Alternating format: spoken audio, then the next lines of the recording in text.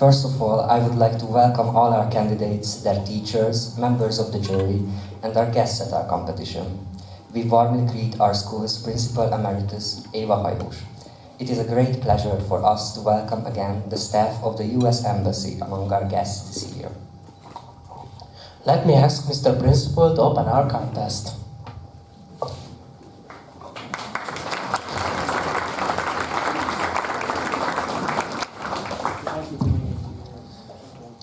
Hát én nem leszek ennyire folyékony angol, ebben biztos vagyok. Nagyon sok szeretettel köszöntök mindenkit, aki megjelent az iskolánkban ezen olyan neves eseményen, mert 32. éve zajlik, tehát gyakorlatilag mondhatjuk azt, hogy az iskolával majdnem hogy egyidős, de az iskolának a modernkori történetével biztosan egy időben zajlik. Köszöntöm a zsűri tagjait én is, köszöntöm Hajós Éva főigazgatóasszonyt, illetve köszöntöm Calvin McAdams urat, az Amerikai Nagykövetségnek a diplomatáját. És köszöntök minden kísérő tanár, de leginkább azt gondolom, hogy a versenyzőket kell köszöntsem. Azokat a versenyzőket, akik a tudásukat hozzáteszik ez a mai naphoz, illetve a tudásukat már gyűjtögették heteken, hónapokon keresztül ezen a mai napon. Nem nekünk, hanem az önmaguk elvárásainak, és nyilván a zsűri elvárásainak megfeleljenek. Biztos vagyok benne, hogy ezt sikerrel fogják tenni, és itt azokra a diákokra gondolok, akik a két vármegyéből, Tolna-Somogy vármegyéből érkeztek, és 8 iskolájából a két vármegyek és 9 településére. Azért hadd olvassam fel a településeket. Már csak azért, hogy tudjuk nagyjából, hogy honnan vagyunk, tehát nem ABC sorrendben fogom mondani. Dombóvár, Paks, Szexárd, Marcali, Kaposvár, Siófok, Tolna, Bars, Gyönk, remélem nem hagytam ki egyetlen településen. Ezek a települések azok az iskoláknak a helyadói, akik most ide küldték a tanulóikat, illetve azoknak a kollégáknak, akik a tanulóikat felkészítették. A mai verseny sem fog máshogyan felépülni, mint a korábbiak, tehát az írásbeli vizsgarész után majd a prezentációkat fogja a zsűri megtekinteni, és nagyon-nagyon várjuk. Még én is várom, pedig szerintem én vagyok a legkevésbé autentikus itt most angolból, majd adok a végén egy fizika feladatot, és sokkal jobb lesz mindenkinek, nekem biztosan. De a lényeg az, hogy nagyon nagy köszönetet érdemel mindenki, aki ennek a versenynek a megszervezésében részt vett. És itt az egész munkaközösségről, az egész idegennyelvű munkaközösségről tudok beszélni, és nagyon sok olyan diákunk van itt, aki segíti ezt a munkát, a diák önkormányzat részéről, és segítő diákok részéről. Én köszönöm az ő munkájukat, biztos vagyok benne, hogy ez nem jöhetett volna létre ő nélkülük sem. Úgyhogy ez egy óriási dolog, és azt gondolom az első Béla gimnáziumnak egy nagyon nagy ereje azoknak a diákoknak a jelenléte és segítőkészsége, akik nálunk tanulnak, úgyhogy én még egyszer köszönöm ezt nekik. És ami nagyon fontos a mai napban, én azt gondolom, és ezt mindenképpen meg akarom ejteni, és hogy ha már a szervezőkről van szó, akkor hadd kérjem Bíró Péter Imréné tanárnő Zsuzsát, akinek ma névnapja van, és szeretnék átadni neki egy kis köszönetképpen egy kis virágot.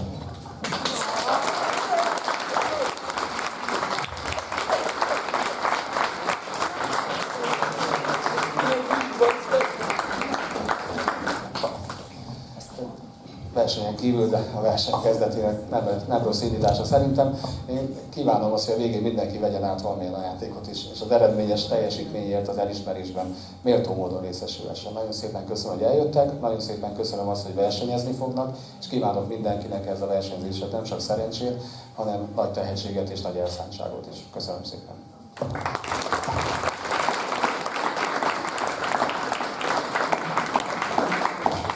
Now we would like to give the floor to the representative of the US Embassy to welcome our contestants.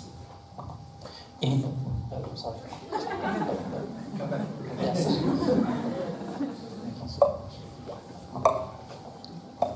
Thank you so much for having me. It's an honor and a pleasure to be here and to be able to experience this and witness the competition here. Even in just my short few minutes here, the English skills I have seen are blowing me away. It's fantastic. The level of the English speaking is second to none. It's way better than my Hungarian. I've learned one new word today. Let's see if I can remember it now. It's Nyokandu. Did I get that right? Is my pronunciation good? But I just genuinely want to say thank you for allowing me to come here to talk to you, to see your skills, your education, your learning. It's wonderful to see the smiles, the bright face, the learning that is occurring here. And again, I'm just very honored to be able to be here with you today. good luck to everybody. I know you're going to do a fantastic job. It's amazing, and I look forward to it all. Thank you. Thank you very much.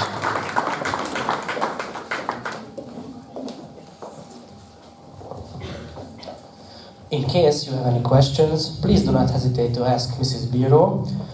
She is the leader of Foreign Language Teachers Association of our school and the main organizer of the present competition.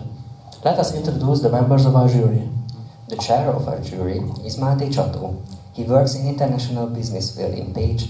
He also has experience in competitions. He won several contests, such as ECL language competition organized by Pécs University. He won scholarships and he was a volunteer in the 30th Summer Olympic Games in London. He himself proves that language knowledge is a useful tool to reach your goals.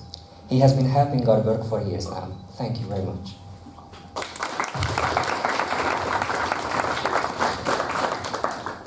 Teodora Tóth. She is an English and Hungarian as foreign language teacher. She graduated from Gároly Gáspár University. She has been teaching since 2015. First she worked as a private tutor, worked for language schools and a bilingual primary school in Budapest. Now she is working as a private tutor and lives in Szekszárd. She enjoys learning languages. She has been the member of our jury for years now. And also, many happy returns of the day. And I would like to give you a little present.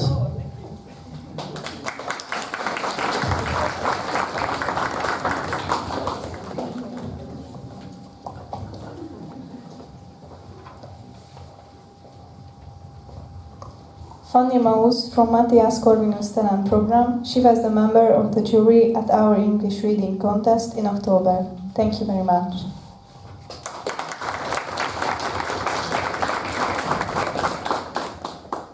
We warmly welcome Renata Dandi to our competition for the first time from the Széchenyi István Primary School of Bonyhád.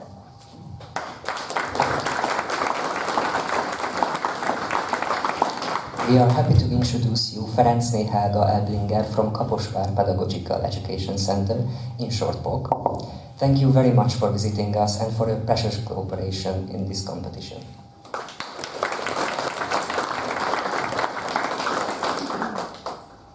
We are pleased to welcome two of our former students to our competition. Now as members of the jury, Gergő Tas and Lorenzo Bettini.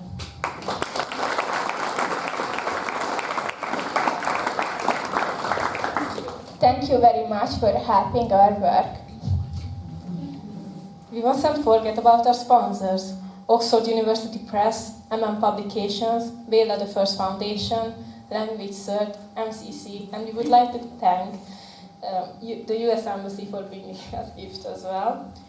And we would like to express our gratitude for providing us with the books and presents we can give to our candidates. Tolna-Somogy County Contest of Translation for secondary school students has been organized since 1994. To our greatest pleasure,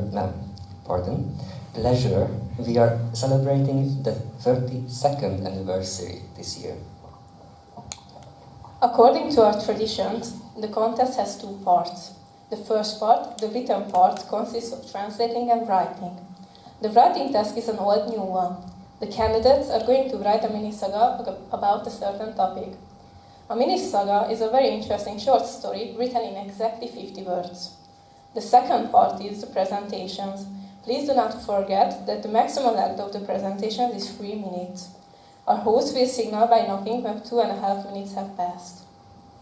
The candidates write the written part of the contest in two groups at the same time in room 17 and 19 in Building A, with Ms. Pálinkás and Mrs. Zaják. It takes 60 minutes to write the test. After the written part, the students have a 5-minute break. Afterwards, according to the numbers they put at registration, candidates are allowed to make their presentations. We wish you pleasant work and great time. Good luck for everyone. Now we ask the candidates number 1 to 11 to follow Ms. Pálinkás to class 17 in Building A. We ask the candidates number 12 to 23 to follow Mrs. Zaják to class 19 in Building A. Good luck.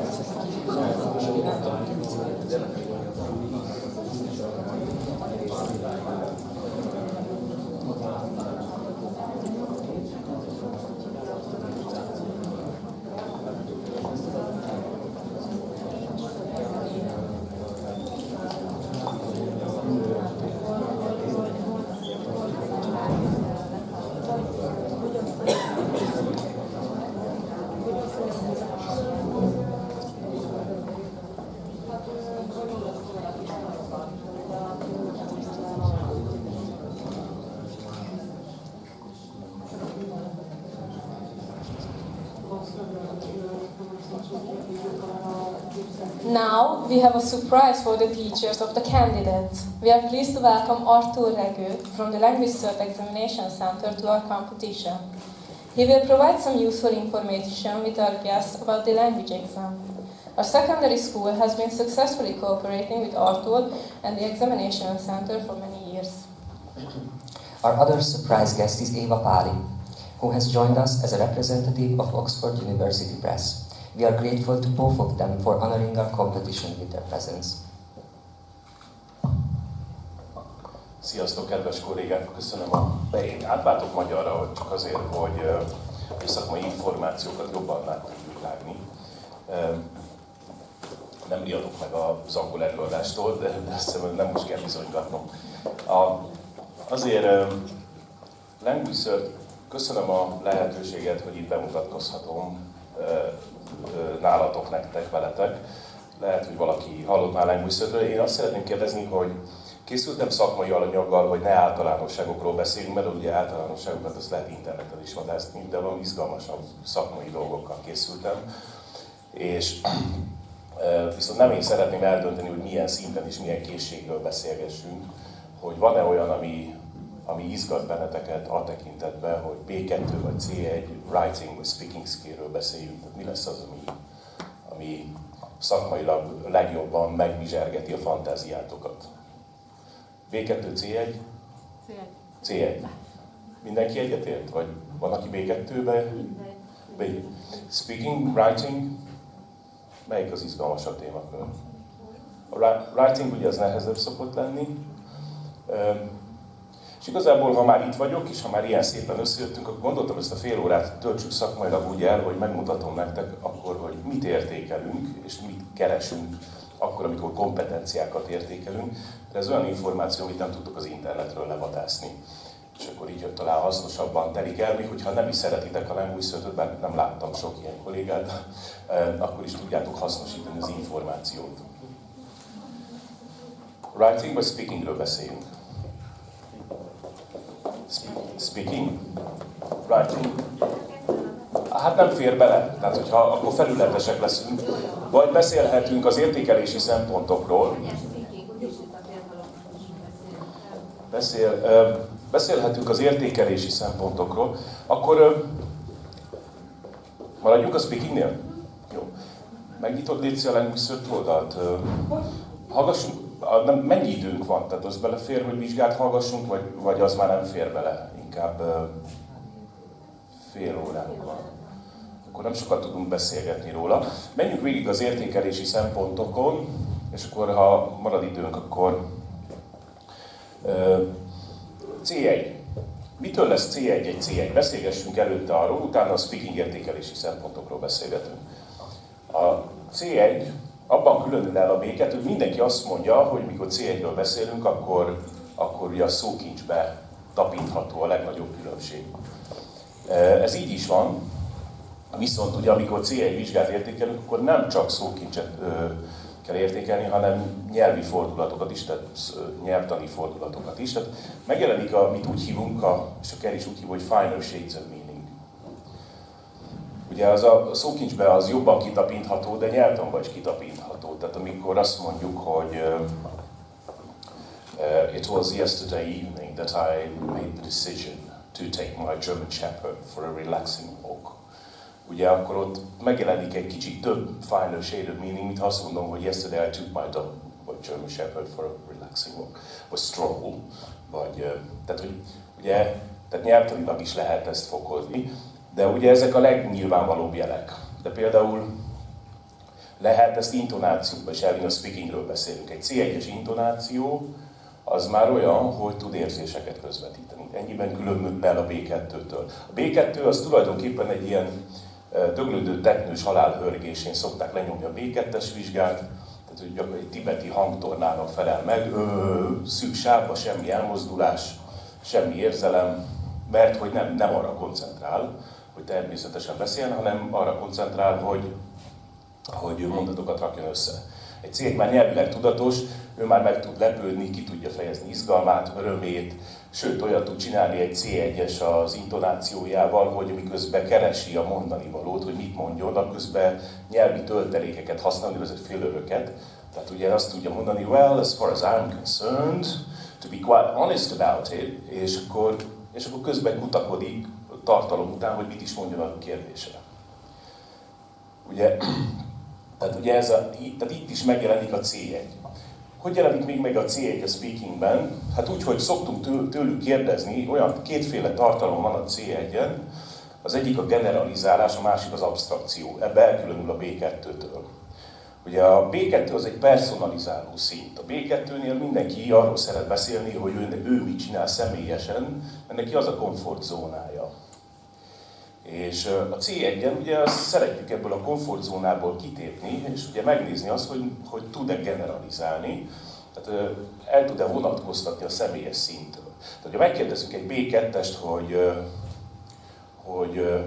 hogy szerinte mikor a legjobb vásárolni, akkor ő arról fog beszélni, hogy ő mindig szombaton délelőtt vásárol, mert neki akkor van ideje. I usually go shopping on Saturday morning, because I always have free time on Saturday, and stb.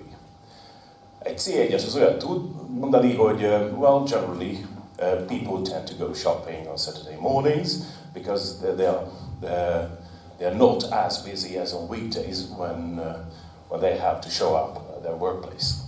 Yeah, tehát hogy vagy there is a observable general tendency that people usually go shopping on weekdays, on weekends rather than weekdays, for the simple reason that they are less busy. Tehát, hogy ugye itt különül el a generalizálás, personalizálás. Tehát ez egy jel már arra, hogy C1-en vagyunk. Másik az absztrakció. Tehát ugye, mikor arról kérdezzük, hogy... És ugye onnan lehet tudni, hogy valaki nincs C1-en, hogy visszakapcsol mindig a személyes színbe. Tehát ugye azt mondja, hogy nem, nekem ez nem megy. Inkább beszélek arról, hogy én mit szoktam csinálni, azban biztos nem lesz hiba, mert azt jól megtanultam. Ugye?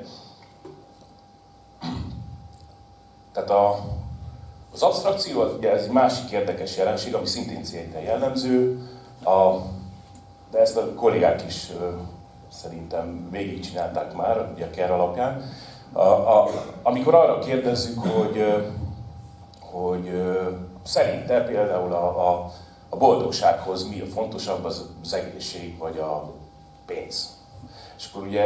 És akkor ezt ugye, ha meg tudja erre fogalmazni a választ, akkor nagyjából ugye absztrakciókat tud megfogalmazni, tehát az már egy szintjelzés.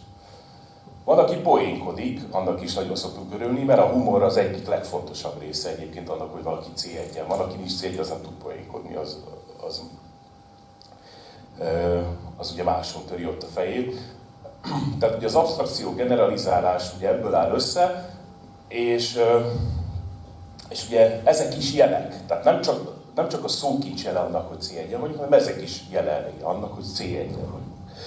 A Language Certön 50%-ot kell elérni a sikeres vizsgához, és minden értékelési szempontra, amiből 4 van, lehet kapni 0, 1, 2, 3 és 4 pontot. Az első értékelési szempont az a feladatmegoldás. De ez van az érettségén is, ebben semmi újdonság nincs. A feladatmegoldás ugye az azt jelenti, hogy mennyire tud tartalmilag mélységes választ adni a kérdésre, félmondattal intézi el, vagy tud egy kielégítő tartalmi mélységében megfelelő választ adni, szintnek megfelelően nyilván C1-en ez egy patentebb, kikristályosodottabb, izgalmasabb válasz lesz. Nail on the head, tehát hogy releváns. Itt feladatmegoldás részeként szoktuk nézni azt, hogy tudja igazítani a nyelvét, és a C1-en már kritikus ugye a különböző társadalmi dinamikákhoz. Tehát egy szituációt nem mindegy, hogy a főnökömmel játszok el, vagy egy részegély turistának kell elmondani, hogy hol a következő kocsma. Ugye, tehát teljesen más nyelvi fordulatokat igényel. Ugye ezt tudja igazítani például. Ugye tud-e kezdeményezni? Tehát, hogy olyan szituációkat teremtünk, amiben neki proaktívan kell kezdeményeznie, hogy megnézzük, hogy mondjuk ez C1-en kritikus, hogy valaki át tud-e venni egy beszélgetést, vagy tud-e indítani. És a feladat megoldáshoz tartozik a regiszter. Tehát, hogyha formális maga a szituáció, vagy a kontextus, akkor tud-e hozzá formális nyelvet igazítani, és informális kontextus az informális nyelvet, ebből áll össze a feladat megoldás. Utána van a nyelvtan és a szókincs értelemszerűen, ahol 2 komponenst szoktunk nézni. Az egyik az accuracy, a helyesség, és a másik a range, amit úgy hívunk, hogy repertoár, nyelvi repertoár. Ez egy érdekes kérdés, mert az angol órák általában, és itt azt hiszem, hogy nyelvvizsgák és az angol óráknak kell jobban kapcsolódni. Az angol órák arról szólnak mindig, hogy kigyűrjük a gyerekből, hogy nagyon helyesen mondjon mindent. És nem lehet benne hiba, mert hogyha ilyen is olyan hibát ejt, akkor tulajdonképpen világ vége, azért fejbelövés jár, mert olyat nem lehet mondani, hogy. És ez valamilyen szintig igaz, csak ugye az történik menet közben, hogy kiöljük belőlük a kezdeményezőkészséget. Tehát ugye, ha sokat dresszírozzuk őket a hibákra, és felhívjuk rá figyelmüket, akkor azt fogjuk elérni, hogy csak a komfortzónájába fog megrekedni, tehát csak olyan fordulatokat fog használni, és nem lesz vállalkozó szellemi, amiben ő biztos, hogy jó, és nem lesz benne hiba.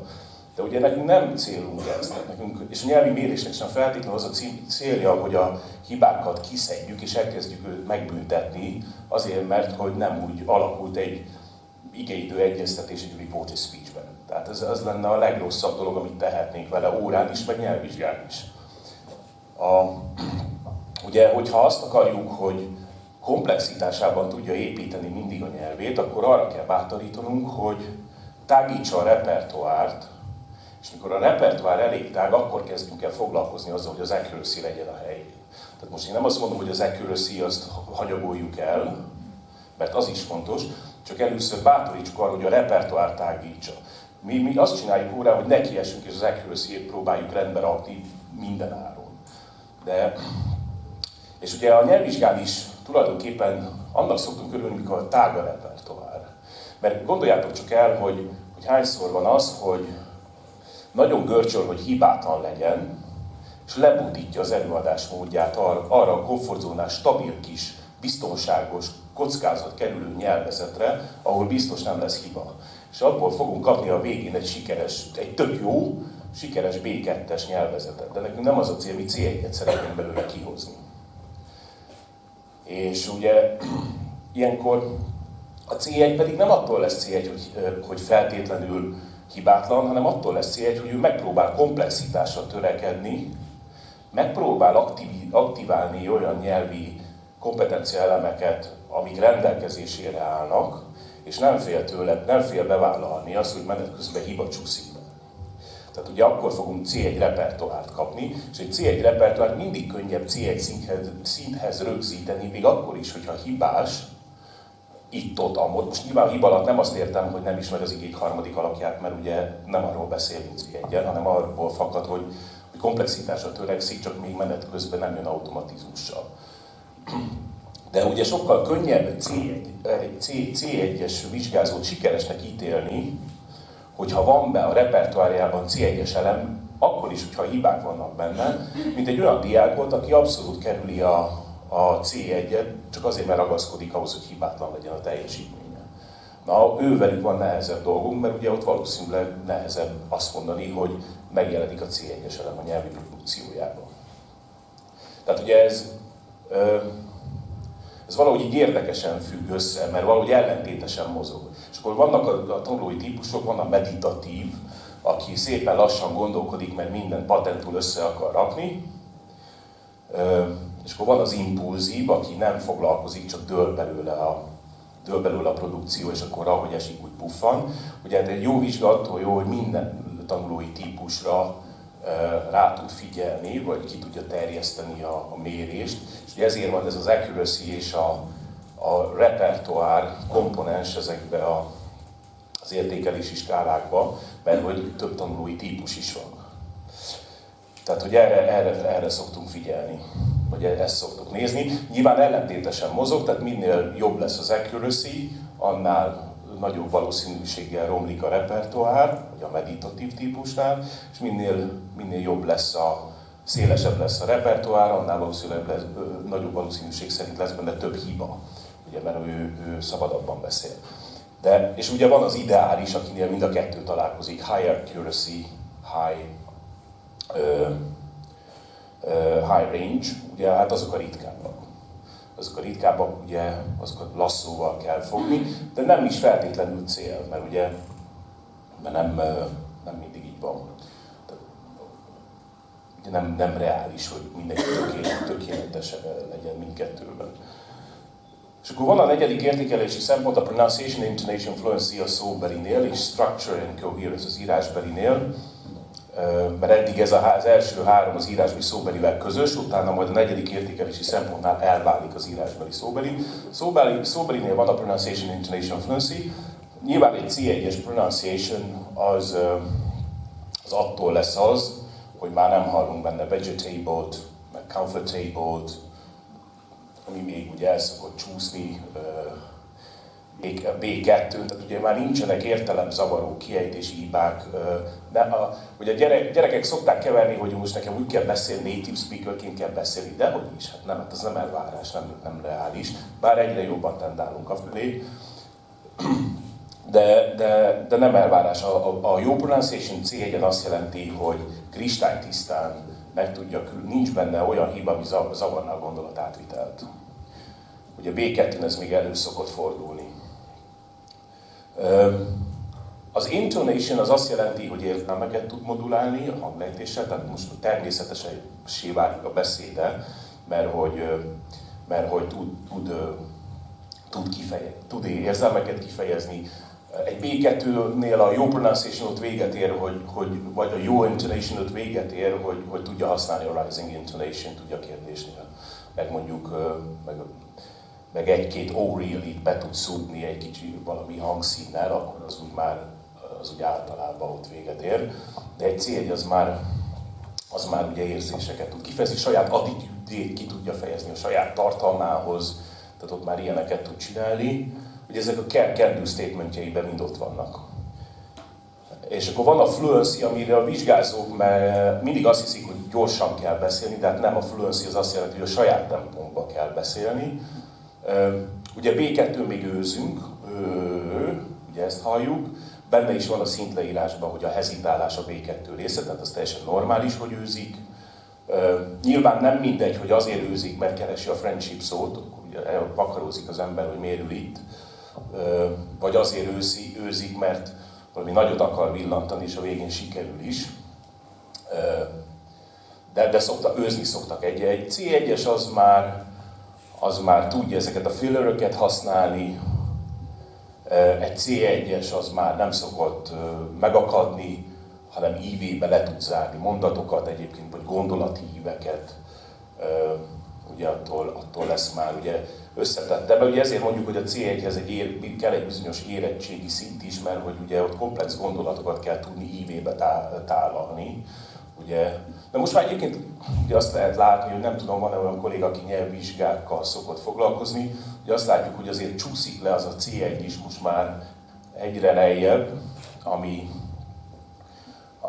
én nem tudom minek köszönhető, lehet, hogy a gyerekek korai érésével, lehet, hogy a sok nyelvi exposure-rel, vagy az inputtal, amivel találkoznak, de minden esetre azt látjuk, hogy egyre, még mondjuk 5 évvel ezelőtt a C1-es korosztály az inkább a 18 pluszból jött ki, most már a 16 pluszra csúsztunk, és akkor a B2 arányosan lecsúszott a 8. évfolyamra az általános iskolába, illetve a 9. évfolyamra, a gimnáziumba első évére, ugye ezt látjuk, ugye ez a tendencia, és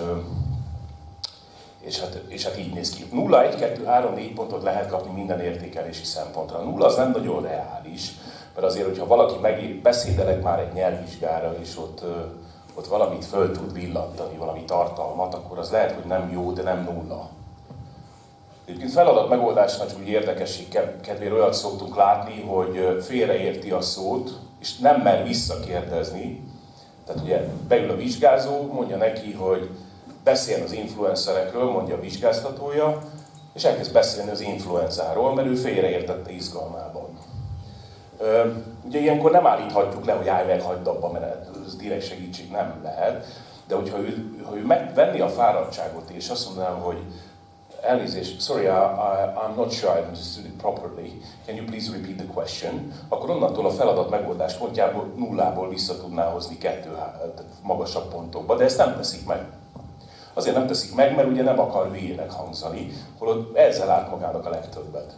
És akkor letolja szépen az influenzát, az influencerek helyett, és akkor 0 pont a feladat megoldás. Egyébként ilyenkor valamelyest tudjuk pontozni a többit, nyilván limitáltan, de ugye az érettségnél ilyenkor abszolút minden 0. A nyelvvizsgánál lehetővé teszi egyébként a rendszer, hogy bizonyos pontig minimál kompetencia sávig pontozzuk a szókincsét is, még ha nem is a témában van, de hát az már nagyon gyér. És ugye van az 1 pont. Az 1 pont az azt jelenti minden értékelési szempontra, hogy nem felelt meg a nyelv színkövetelményeknek. És van a 2, 3 és a 4 pont, ami 3 részre osztja a C1-et, vagy B2-t, most mindegy, mint kompetenciasávot. 2 pontot hívjuk minimál kompetenciának, és 2 pontnál még vannak ilyen szerencsétlenkedések, bizonytalanságok, nem úgy jön össze minden, ahogy kell. Tehát a 2 pontos minimál sávban vagy jó az accuracy, de szűk a range, vagy a repertoár, és akkor vannak hibák is benne, vagy elég jó a repertoár, de sok a hiba, ami egyébként értelmet nem zavaró hiba, mert azonnal C1-en az már nem elfogadható, hogy nem tud kommunikálni a hibák miatt. Tehát a hiba van benne, az csak olyan lehet, hogy nem zavarja a gondolatátvitelt. És van a 3 pontos sáv, ugye ő az optimális kompetenciasáv, a szint közepe, ő a 2 lábon áll a szinten, azt szoktunk körülni, az a több jó. Ott a hibák többsége azért keletkezik, mert hogy megpróbál komplexitásában törekedni olyan dolgokra, ami már lehet, hogy a szinten a kell úgy definiál, hogy csak érteni kell tudni, használni nem, de mivel látta, hogy megpróbálja használni is, csak ugye még nem jön össze. Ez a 3 pontos sáv, de ott már általában az accuracy és a range is nagyon jó. És akkor van a 4 pont, ugye, ami a felső kategóriás, first class pass 80% fölötti teljesítmény, aminek tulajdonképpen van már egy közös átfedés az azt követő szinttel, jelen esetben a C2, a C1-ről beszélünk, mert hiszen nincs olyan fekete vonal, amit meghúzunk és azt mondjuk, hogy eddig C1 és onnantól C2, hanem ugye ez úgy van, hogy vannak közös kompetencia halmazok, és amikor egyre sűrűbben jelenik meg a következő szintből, és egyre hibátlanabbul újabb elem, akkor azt mondjuk, hogy átbillentünk. Tehát ugye egy 4 pontos B2 az valahol közös halmaza van kompetencia tartományban egy 2 pontos C1-jel így formán.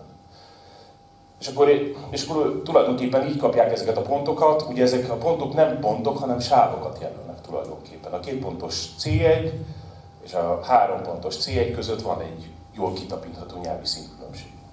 Mind a kettőt C1-nek hívjuk, hiszen megfelel és rögzíthető a KER alapján az adott szinthez, de mégiscsak van egy jól kivehető nyelvi különbség. És ez B2-re is igaz. Van a minimál kompetenciás B2, ami sokkal gyengébb, de az már B2, és van egy 3 pontos optimális kompetenciás B2, ami egy jó erős B2, tehát már egész más diákkal állunk szemben, de mégis mind a kettő B2. És akkor így néz ki, ugye lehet kompenzálni a pontokkal, tehát hogyha ugye a pontokból 50%-ot kell összeszedni a sikeres nyelvvizsgához. Ugye nyilván, ha valakinek nagyon jó a nyelvtana, és ott 3 pontot kap, akkor azzal tud kompenzálni esetleg egy elrontott feladatmegoldást, vagy egy ilyen döglődő teknősös intonációt, vagy ugye fordítva is igaz. Tehát, ha valakinek nagyon jó szépen oldja meg a feladatot, és nagyon jól beszél, szép kiejtéssel, de egy kicsit gyengébb a szókincs, akkor azokkal tud kompenzálni, ugye a pontrendszerben. Nyilván valami közös nevezőnek meg kell lennie, de igazából ugye nyelvvizsgának az a feladata, hogy a különböző diáktípusoknak mindegyiknek egyformán adjon érvényesülési utat. Tehát valahogy így néz ez ki. 4 része van a szóbelinek egyébként, ami mindegyik nagyon-nagyon hasonlít az érettségihez. Hogyha itt megnézzük, rákattintasz, légy szíves a mintafeladotokra, ott akreditált általános nyelvvizsgák. Igen, nyelvvizsgák, lefelé görgetsz, köszönöm. Diákoknak anyagok a felkészüléshez. Itt. És akkor itt vannak lent a mintafeladatok. Igen, itt vannak lent a B2, mondjuk nézzük egy C1-et.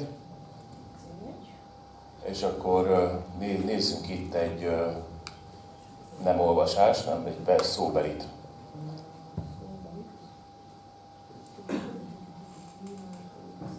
Beszédkészség vizsgalap. Igen, így néz ki. Ugye első részben tulajdonképpen bemutatkozik, kap általános kérdéseket. Tekerd le, légy szíves. Physical appearance. Ugye itt rámegyünk erre a generalizálás absztrakció témakörre. Ugye itt egyébként az, hogy C1-en vagyunk, vagy B2-n vagyunk, az nem a kérdéstől függ.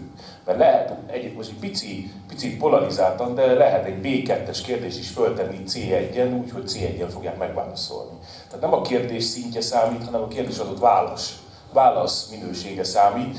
Who do you take after in your family? Ez egy B2-n is elhangozhat egy ilyen kérdés, csak más lesz a válaszunk.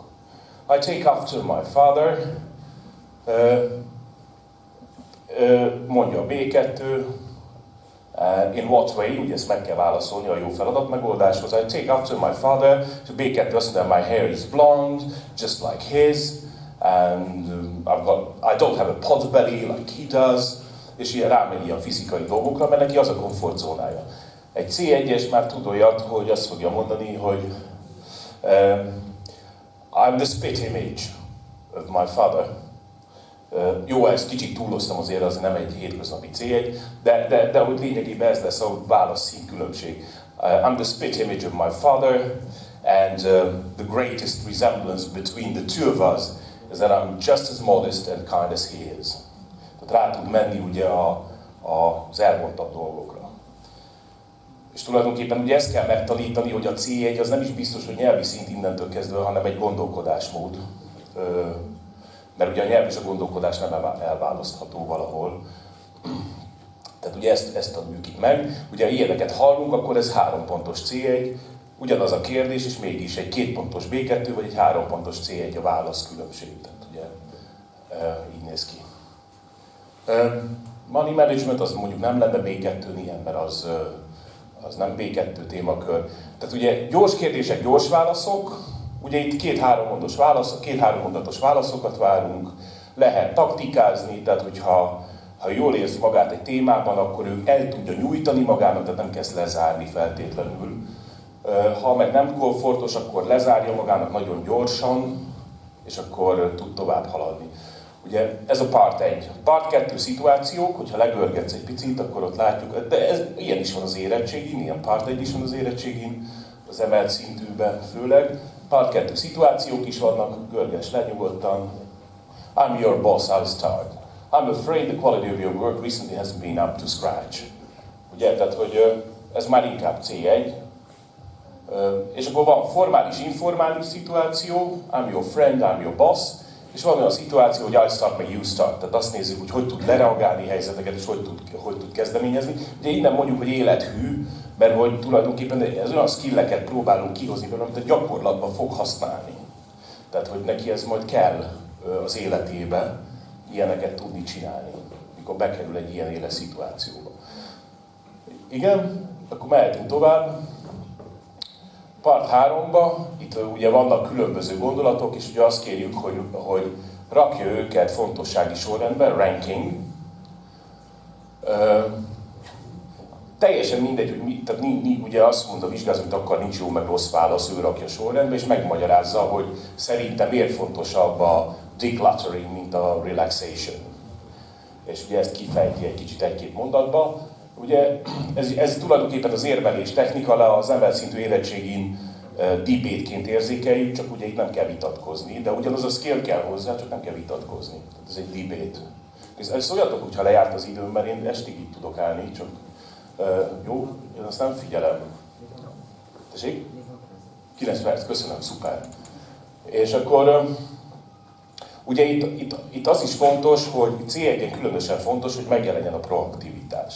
Tehát ő tudjon beszélgetést irányítani már, vagy nem, lehet, hogy nem tud irányítani beszélgetést, de kísérletet mindenképp kell tudnia tenni rá, hogy ő átvesz egy beszélgetést. Szoktuk imádni, most egy kulisszatitkuk, mert ugye egy kicsit bulvárosítjuk a tartalmat, akkor izgalmasabb, de hogy például szoktuk hallani, amikor állítja a vizsgázó, hogy és van egy-két ilyen fiú, főleg fiúknál, akiknek ragad a YouTube egyetemen az angol, mint a kosz, és olyan magabiztosak tőle, hogy lehet vitatkozni a vizsgáztatóval, amit mi nagyon élvezünk egyébként, mert azok a legjobb vizsgázók. És ugye elkezdi bizonygatni, hogy my suggestion is much more valid than yours. És akkor állítja az igazát. És ez olyan magabiztosságot sugároz a felvételen, amit értékelünk, hogy tulajdonképpen leszedi az összes értékelőnőt a lábáról egy ilyennel. Tehát ugye ez is egy skill. Érdemes megtanítani a rámenőséget, mert ugye teljesen más a feeling egy ilyennek. Egyébként a nyelvvizsgákat sosem tehát mi vagyunk az egyetlen vizsgaközpont a Language-nél, ahol nincs a szóbeli során értékelés, és azt nagyon fontosnak tartjuk, hogy ne legyen személyes kapcsolat a vizsgázó és a vizsgáztató között. Így formán nem is examinernek hívjuk a vizsgáztatót, hanem interlocutornak, úgy beszélgetőtársat jelent, ugye? De hogy nagyon fontos, hogy ha már a produktív készségek értékelés az valamelyes szubjektív, ugye? Tehát a legobjektívebb a multiple choice, csak éppen nem mér semmit. De ugye azt szeretnénk elérni ezzel, hogy ne legyen személyes kapcsolat az értékelő és a vizsgázó között. Tehát az, hogy neki lila haja, vagy keresztül a nyakába, vagy éppen őt a 15. aznap, aki már ott ül, ne legyen hatással az értékelés. Ezt úgy tudjuk elérni, hogy elvágjuk egész az értékelést a vizsgáztatástól. Vannak a vizsgáztatók, akik beszélgetnek velük, és vannak az értékelők, akik egy felvételről hallgatják, és csak egy hangot hallanak, és az alapján értékelik. Egyébként annak annyi előnye van, hogy vissza lehet tekerni, tehát nem kell ott spontán, hanem van idő gondolkodni. Ketten vannak, konszenzusos értékelés van, tehát megbeszélik, hogy mi legyen a közös pont, ami szintén felrebbé teszi a vizsgát szemben az átlagolással, amikor azt mondjuk, hogy egyik otthon, másik otthon, és a kettőt összeadjuk, meg elosztjuk. Ugye itt ezért csak kell valami szakmai konszenzust kialkudni, hogy mi legyen a közös pont. Ugye ez itt van. Másik pedig, amit észrevettünk menet közben, hogy ezzel azt értük el, hogy egész egyszerűen jobb a language szóbeli vizsgák hangulata, mert hogy ha a vizsgáztató nem értékel, akkor a vizsgázóra figyel. és ki tudja belőle hozni a legtöbbet, ránéz, reméljük, hogy mosolyog is, bár nem mindenki, de próbáljuk kérni, és hogyha ránéz és mosolyog, teljesen más feelinget teremt egy szóbeli vizsgán, mint hogyha ír egy papír fölött pontokat. És ugye az a visszajelzés, hogy sokkal barátságosabb ettől a szóbeli, nem annyira stresszes, hogy a vizsgázó is tudja, hogy nem attól függ az eredmény, akivel beszélget. És jobban el tudja talán engedni magát. Főleg olyan szituációkban nagyon fontos, ami ugye kényes. I'm your friend, invite me for dinner on Saturday evening. És akkor ugye ott azért kell egy kis rugalmasság, hogy azt mondja a tanárnak lát maga előtt, hogy hát lovely, could I invite you for a date, please? Vagy mit tudom én. Tehát ugye ez egy knock-on effekt, ami jó volt menet közben. Igen, tehát hogy itt sorba rakja, ugye ez az érettségi debate részén jelentkezik, mint skill, ilyen is van, és akkor van a negyedik rész, az önálló témakifejtés, a legörgetünk. Ez is van az érettségin. Tehát gyakorlatilag a language search szóbelére úgy lehet készülni, hogy nem kell párhuzamosan készülni, hanem amikor language search-re készülünk, akkor az érettségére, és ez igaz a readingre is, meg a listeningre is egyébként, akkor az érettségére is készülünk, illetve fordítva is igaz, hogyha emelt szintű érettségére készülünk, akkor language search-re is készülünk, azzal egy húzamban már hasonlóak a feladatok. Igen, part 4, önálló téma kifejtés, itt van 30 másodperce, hogy összehúzzon egy pár gondolatfelhőt, és akkor azzal kifejtse, the secondary education system in your country. Ugye itt azt kell tudni ezekről a kérdésekről, hogy a vizsgázók nagyon nehezen lesznek rugalmasak. Tehát ők annyira nem tudják egy kicsit széles körülön megközelíteni. Amikor lát egy ilyen kérdést, ő azt hiszi, hogy neki politológusként kell megnyilvánulni, és neki kell érteni a secondary education systemhez az országban, ahhoz, hogy ő tudjon válaszolni erre a kérdésre. És ez egy nagyon nagy baj egyébként, mert hogy azt kell nekik megtanítani, hogy véleményformálásból nyelvvizsgázunk.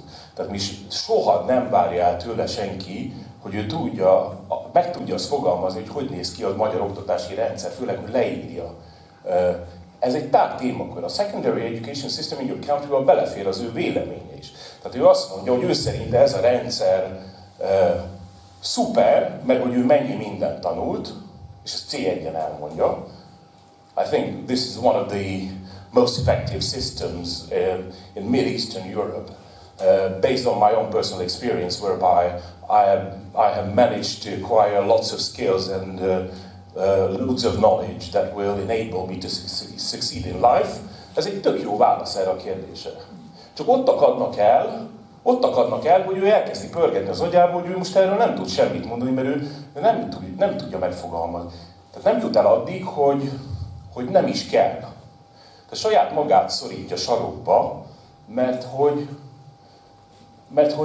hogy mi véleményt várunk tőle. Ha van jártasság a témában, az tök jó, de ez nem elvárás. Nyilván az könnyebbé teszi az életét, ha jártas, de ha nem, attól még ő túl kell, hogy tudja élni skillekkel, meg the importance of preserving wildlife habitats. Ugye, tehát ez is egy véleménykérdés. És ugye, hogyha tud véleményt kifejteni, akkor tud nyelvvizsgázni. Nagyjából erről van szó. Bármilyen kérdést lát. Nyilván ezt tegye meg az adott szinten. Ott vannak az alkérdések. Itt egyébként lehet személyre szabni a vizsgát. Tehát what's the best age to start school? És a vizsgáztató dönti el, hogy mit tesz itt föl, majd kérdésként, follow-up kérdésként. Ha ott ül tehát azok alapján, amit hallott, már fogja nagyjából érezni, hogy nagyjából ezek közül melyik kérdésre fog könnyebben válaszolni.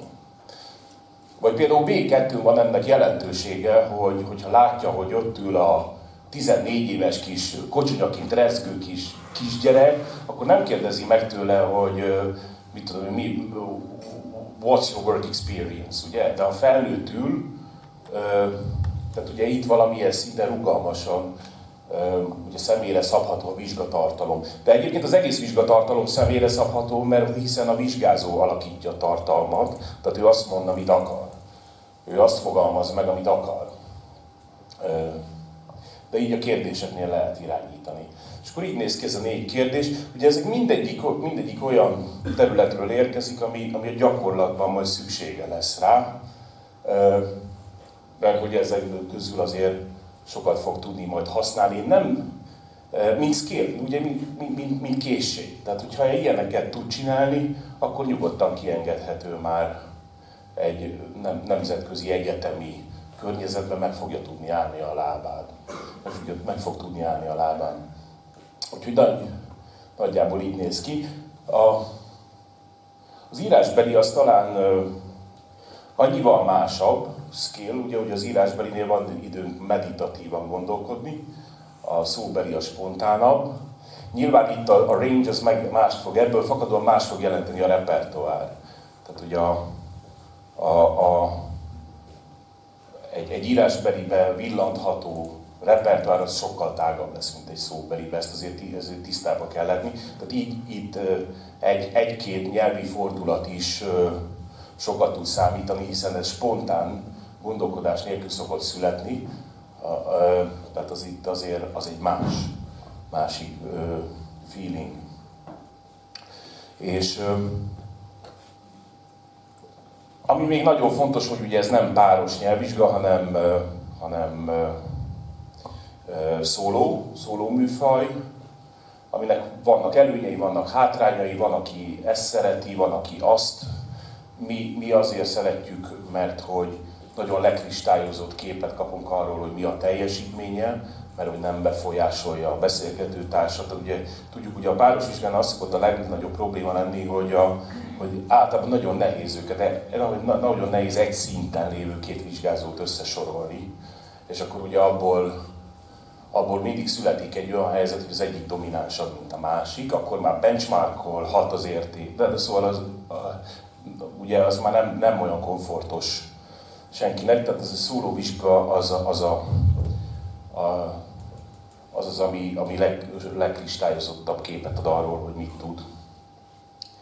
De egyébként nagyon sok diák szereti a páros vizsgát, mert azért megnyugtató, de azt ne vegyük el a páros vizsgától, hogy megnyugtató nekik, hogy ott van a barátnőm, aki épp olyan rossz helyzetben van pillanatnyilag, mint én, és akkor ez már egy megnyugvást okoz, hogy nem csak én vagyok itt ebben a rossz helyzetben, hanem ő is. De vagy lehet, hogy ezt mások közelítik meg. De minden esetre itt. Ugye cserébe azt kapja, hogy ha nem páros a vizsgát, nem kell pörgetni. Tehát bőven van időnk, 15 perces egy C1-es szóbeli, és ebben belefér az, hogy gondolkodik, de nem kell sietetni a vizsgázót, mert hogy van időnk, meg lehet várni, még összeszedi magát. Egy páros vizsgánál pörgetni kell, mert ha nem pörög, akkor nem lesz elég nyelvi produktum mindkettőnél ugyanennyi idő alatt, hogy ugye rendesen tudjuk rögzíteni szinthez. De itt azért ez nem áll fönn, mert ugye meg lehet várni. Szóval így néz ki, van esetleg kérdésetek, ami izgalmas lehet. Igen? Nekem az a kérdésem, hogy mennyire elfogadott a language nyelvvizsga a külföldi egyetemek? Oké. A honlapunkban van egy oldal, egyébként most úgy van, hogy Nagy-Britanniában Secure English Language Test státusza van a Language Search-nek. Ez azt jelenti, hogy vízumvizsgák egyike. Ez nem azt jelenti, hogy a szexáton letett vizsgát elfogadják vízumhoz, mert a brit vízumhoz biometrikusan kell letenni. A tartalom ugyanaz, csak biometrikusan kell letenni a nyelvvizsgát. Ami azt jelenti, hogy az iris minta belekerül a nyelvvizsga bizonyítványába. Ez ugye a TOEFL botrány óta van így.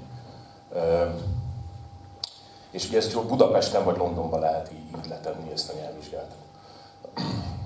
De aki erre felkészül, az azt is le tudja tenni, tehát így formán összefügg.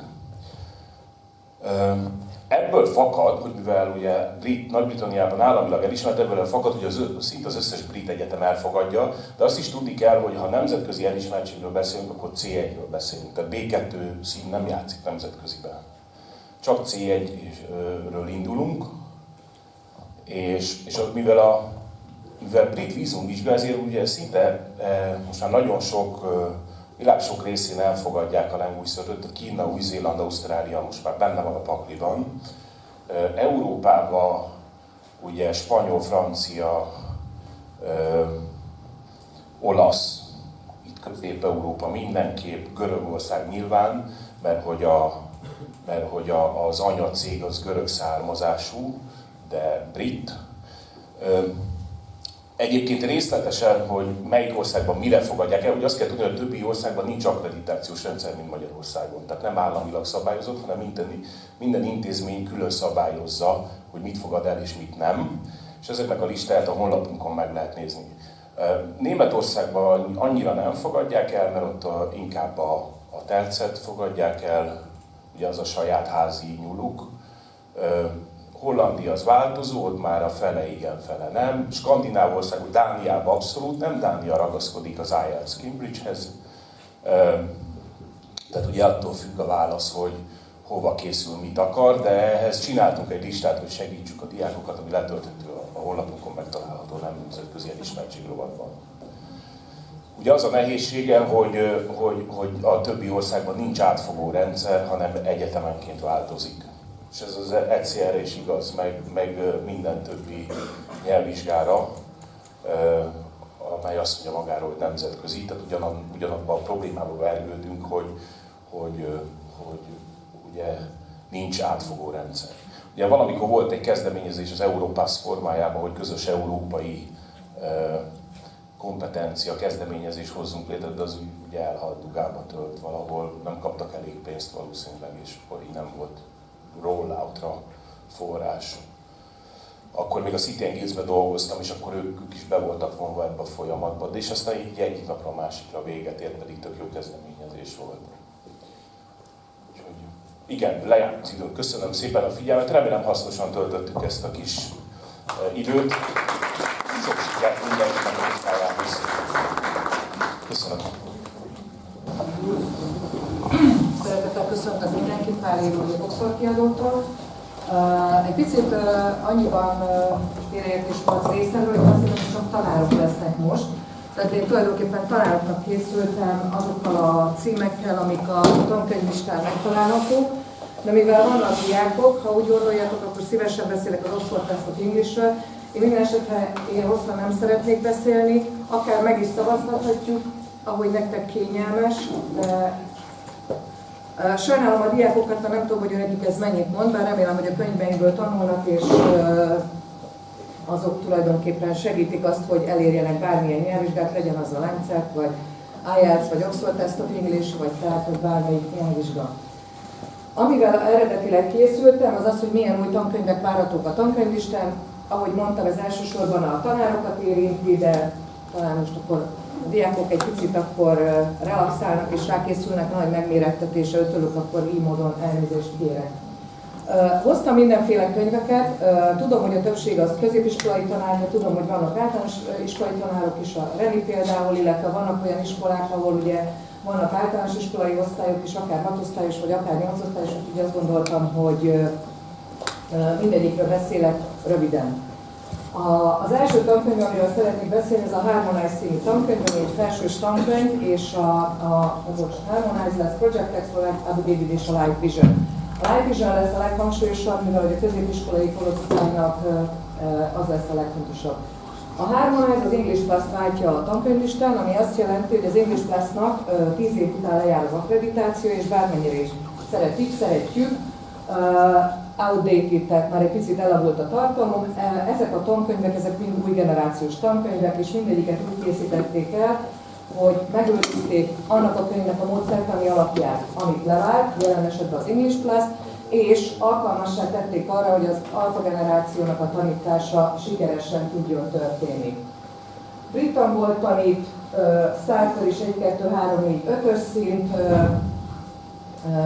magasabb óra számára is jó, tehát akár 4-5 órát is elbír, nagyon sok érdekes tartalommal, nagyon nagy hangsúly van a vizualitáson, ez megjelenik itt is, a Live Vision-nél is mindenhol, hogy ennek a generációnak fontos a képi anyag, a tartalom, rengeteg klassz kép van, akár a téma indításához, vagy akár képleíráshoz, illetve hát mindenképpen motivációnövelő, hogyha valami attraktív és naprakész dolgot tart a kezében, akár a tanár, akár a tanuló. Mindenhol megmarad az erős kommunikációs fókusz, minden lecke végén, illetve minden óra végén van think and share, vagy valami olyan rész, ahol a tanuló magára vonatkoztathatja azt, amit az órán tanultak. Tehát minden órán úgy megy haza, hogy amit én tanultam, azt én a saját kontextusomra úgy tudom használni, akár írásban, akár szóban. Az alfa generáció tanulási szokásainak figyelembevétele miatt rengeteg videó került be ebbe a könyvbe is, illetve mindegyik könyvünkbe is. A videókhoz természetesen feladatok kapcsolódnak, és olyan tartalmak vannak, ami ennek a korosztálynak az életkori sajátosságainak megfeleltek érdeklődésükre számunkra. Ami újdonság ebben a könyvben, itt is megjelennek a projektek, nem csak az, hogy akár órán, vagy akár házi feladatként projekteket csinálnak, hanem nagyon komolyan veszi a projektkészítést, különböző készségeket tanít, amit a projektkészítéshez a diákok fel tudnak használni, illetve utána transferálni tudnak más tantárgyakra, vagy akár a munkaerőpiacra. Van egy úgynevezett projekt videók vannak, ahol a projektkészítésnek a különböző aspektusait vázolja fel, hogyan gyűjtsünk anyagot, hogyan adjunk feedbacket, hogyan prezentáljuk, milyen body language-et használjunk, tehát vannak ezek a videók. Illetve a munkafüzetnek így a hátulján van egy úgynevezett project log, ahova feljegyezhetik és tudatosíthatják, hogy milyen készségeket használnak a projektek készítésekor. Hasznos, a projektek ugye 3C, Creativity, Collaboration, Critical Thinking, mert erre is szükség lesz a tanulóinknak a nagybetűs életben vagy a munkaerőpiacon. Egy új része a globális készségfejlesztés, szintén azért, hogy olyan készségeket sajátítsanak el, amelyet más területeken is tudnak használni. Rengeteg teszt van, standard level, challenge level, AB, anti-copying version, diszlexia barát verzió, ez most már mindegyik tesztnél megjelenik, illetve egy új aspektus, ez az Assessment for Learning, ami azt jelenti, hogy a teszteken, illetve a jegyeken kívül a tanárok is tippeket, illetve útmutatást kapnak arra vonatkozóan, hogy hogyan tudnak úgy visszajelzést adni a diákoknak, hogy az előre vigye őket és segítse a tanulásukat. Az előbb említettem a vizualitást, itt vannak ilyen culture-ös 360 fokos képek, amiken különböző hotspotok vannak, ilyen panorámaképek, körbe lehet forgatni. Van, szuper, akkor lehet csinálni, amit már mindjárt meg is mutatok. És a hotspotokra, hogyha rámegyünk, akkor különböző tartalmak jelennek meg, ezt majd a végén fogom megmutatni. És vagy listening, vagy videó, vagy egy infosheet, vagy egy reading, és azokhoz feladatok kapcsolódnak a tankönyvbe és a munkafüzetbe is. Flexibilis, ami azt jelenti, hogy nagyon jó online anyag van hozzá, nyilvánvalóan a cél nem az, hogy megint legyen egy lezárásos időszak, de bármilyen tanulási környezetben ez jól használható. Ja, jó.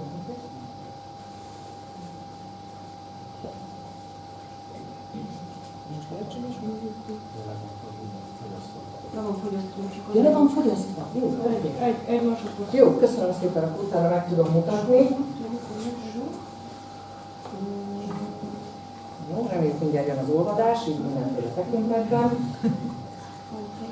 Közben még mondom, hogy aki szeretne bármelyik könyvhöz betekintő kódot írni, az írjon nekem e-mailt. Most nem osztottam ki ilyen slipet. Írjatok, és akkor küldök olyan kódot, amivel az összes szintet eléritek 3 hónapig. És nagyon szépen köszönöm. Itt egy példát látunk arra, hogy milyen ez a 360 fokos kép. Így jegyezném meg, hogy a kulturális tartalmak azok túlmutatnak most már az angol száz országokon, itt például Mexikóról van egy tartalom, és akkor itt mutatja ezeket a hotspotokat, amik a képen meg is jelennek, azokra rá lehet kattintani, és mindenféle tartalmak jelennek meg. Beszéltem a projektmunkáról, itt ugye mutatja, hogy milyen tartalmakkal tölti meg a projektmunkát, tehát nyilvánvalóan van benne egyfajta rugalmasság, hogy a diák kiválaszthatja, hogy egy témának milyen aspektusát fogja meg, de emellett nagy hangsúlyt fektet a tudatosságra, hogy milyen készségeket használhat, vagy használjon a projektkészítésekor. Tanároknak a szokásos módon interaktív anyag, könnyen felépíthető leckék, rengeteg fénymásolható anyag, hogy ez alkalmas legyen akár 5-6 órás tanításra is, tesztek több szinten, illetve ami újdonság, hogy vannak ilyen úgynevezett professional development szakmai fejlődés segítő modulok, nyilvánvalóan a könyvhöz, illetve a tankönyv célcsoportjának az életkori sajátosságaihoz kötődően.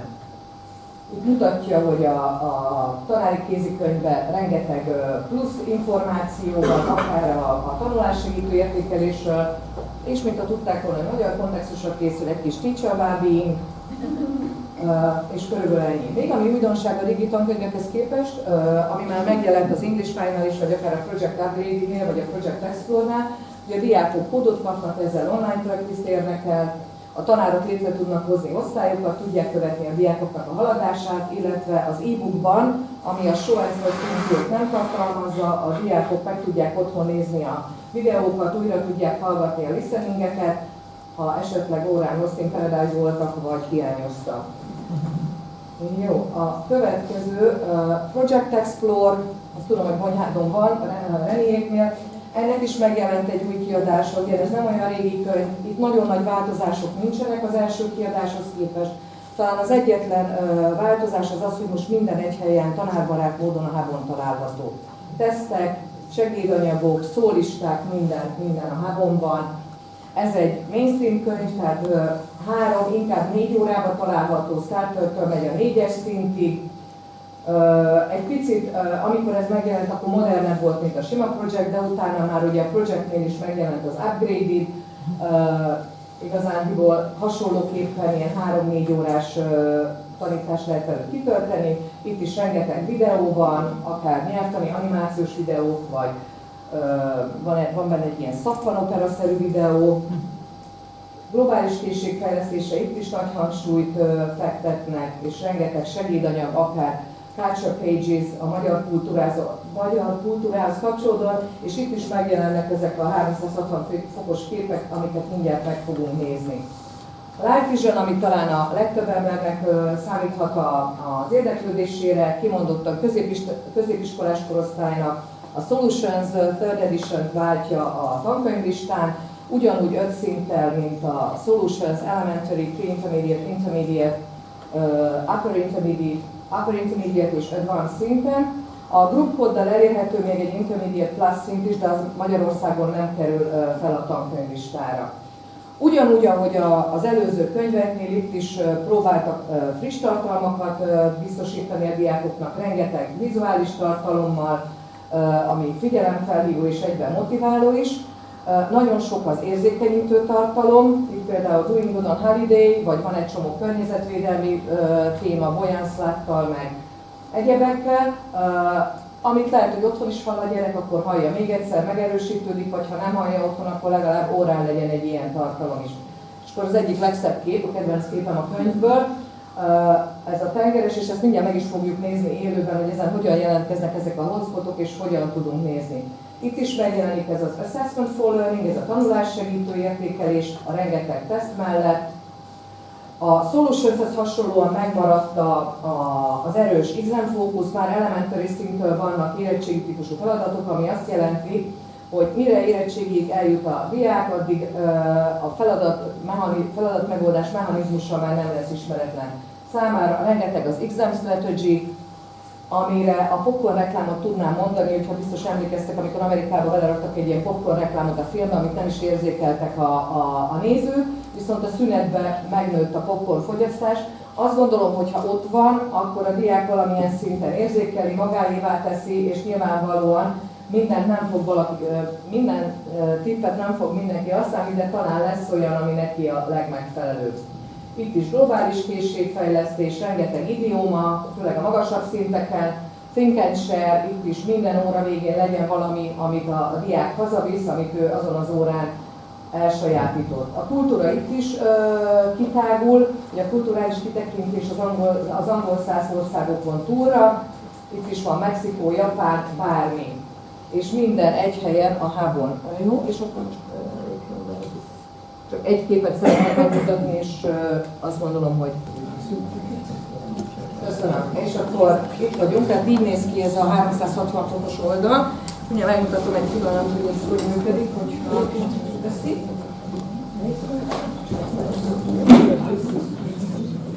Tehát ez így működik, így körbe lehet járni minden képet. Itt látszanak a hotspotok, hogyha erre rámegyünk, akkor pedig valamilyen tartalom jelenik meg. Itt jelen esetben egy videó. Ez ugye a Boyan Slat, ami már a projektje.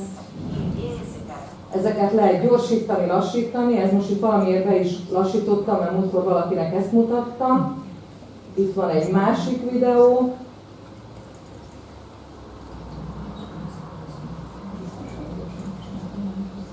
Még egy videó, ahogy mondtam, rengeteg videó, talán a kis búvár itt egy reading van, de van, ahol meg infosheet van.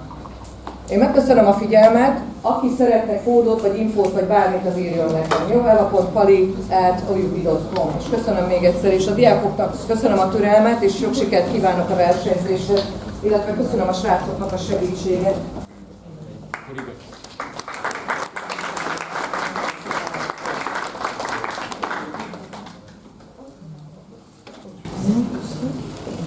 Csak annyit szeretném volna mondani, hogy szoktunk ingyenes próbavizsga kampányt szervezni évente kétszer, amikor az iskolák benyújthatnak hozzá javítani dolgozatokat, writing dolgozatokat, amire adunk pontot és visszaküldjük is az iskoláknak a kijavított writingokat. És ha van ilyenre kedvetek, vagy szeretnétek, akkor holnap indul a tavaszi kampányunk, és a tavaszi szünet elejéig tudjuk fogadni a javítandó dolgozatot. Ha valaki érdekel, akkor szóljon, felírom az e-mail címét, és holnap vagy hétfőn elküldöm a próbavizsga kampány anyagát. Köszönöm.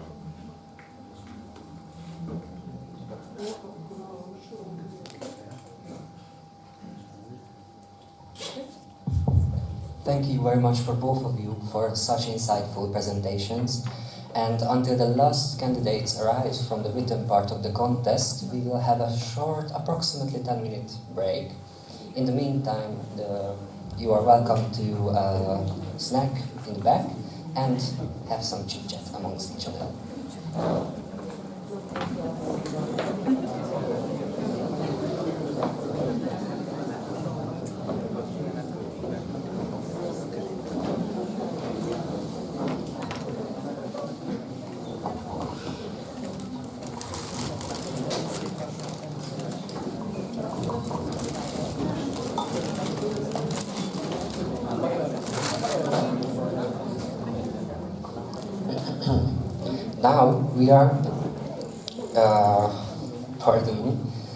Now we ask our candidates to make their presentations, and we ask candidate number 2 to come over here and make their presentation.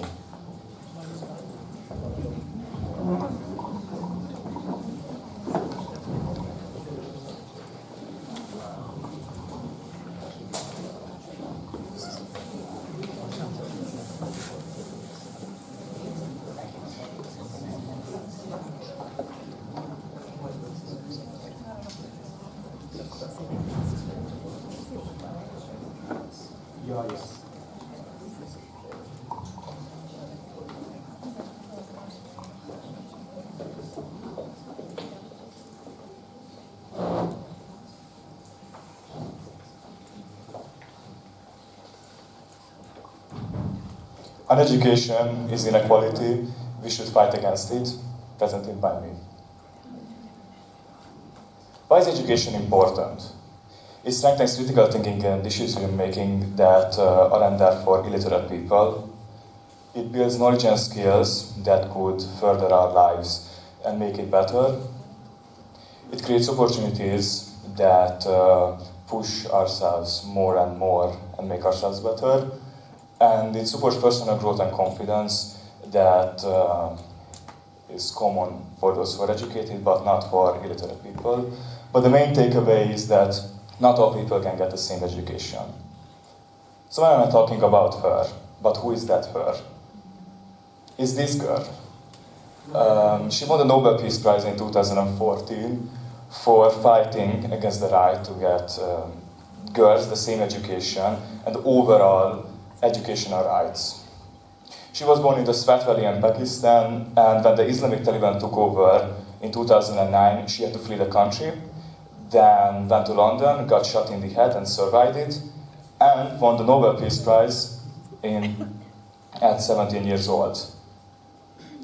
But once again, why am I talking about her? Because we have to fight. So why is fighting important? I have two different charts here. First one shows the percentages of African countries and how many people are illiterate. It goes from 10% to 60%, but it averages at 45%. And the other one is underdeveloped countries, divided by gender and how illiterate people are there. And how can we change this? Donating or collecting school supplies and money for initiations and different schools, volunteering for places for free and helping these people, and always supporting them and never judging them. These are my sources. Thank you for your attention.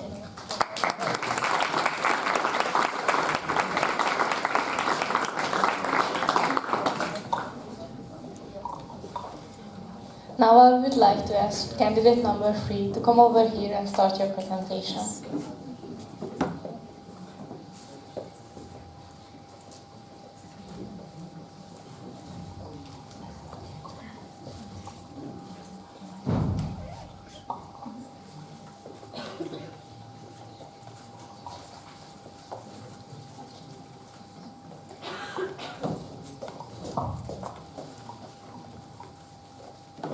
Good afternoon, everyone.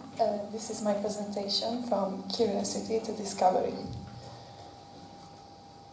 Nobel Prize winners and students all think alike. Great discoveries begin with curiosity, not genius mind. Nobel Prize. When we hear the name Nobel Prize, we usually imagine geniuses, people completely different from us. But the truth is simpler. Nobel Prize winners were curious people who asked questions that others ignored. Today, I would like to show you that young thinkers and Nobel Prize winners actually think alike. They both begin with curiosity. The Nobel Prize celebrates discoveries that changed humanity. But behind every discovery, there was once a small, simple question. Why do people get sick? How does life work? A great example is Tolna-Somogy. He discovered vitamin C, not because he wanted to win a prize, but because he was curious about human body, how do people get sick, and how does human body work. Failure and patience. Progress takes time, and Nobel Prize winners refused to give up. They had many experiments failed, and patience matters more than talent. What it means for us students. Thinking matters more than knowing. Asking questions is more important than knowledge. And that's it. Thank you.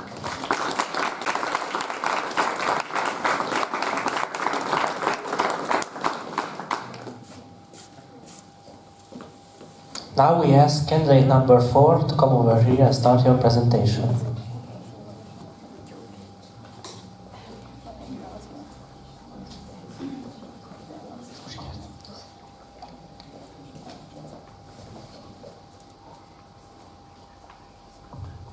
Hello everyone.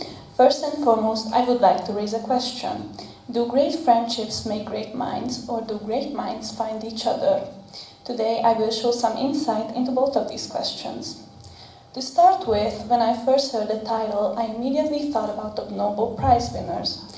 Its origin comes from Alfred Nobel's will, in which he stated that the money he invested should be given to those who do the greatest good for society. The prize also includes a gold medal, a diploma, and a great sum of money. And the prize is given to those who achieve great importances in the fields of physics, chemistry, literature, medicine, economics, and peace. I have also brought some examples from around the world and from Hungary. By that sense, a lot can be achieved and discovered through communication. These people achieved a great many things in life and never gave up on their dreams. The people who won Nobel Prizes were also friends, family members, and great friends. For example, Francis Crick and James Watson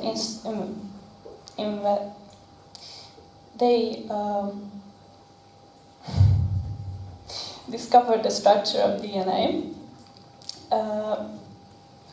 Esther Duffel and Abhijit Bajaj were married couples, and Marie and Pierre Curie were also married couples and scientific collaborators. Lastly, Bertha von Stachner and Alfred Nobel were close friends. And when two brilliant individuals meet, something remarkable happens. Their ideas collide, emerge, and evolve. History shows us that Nobel-worthy discoveries were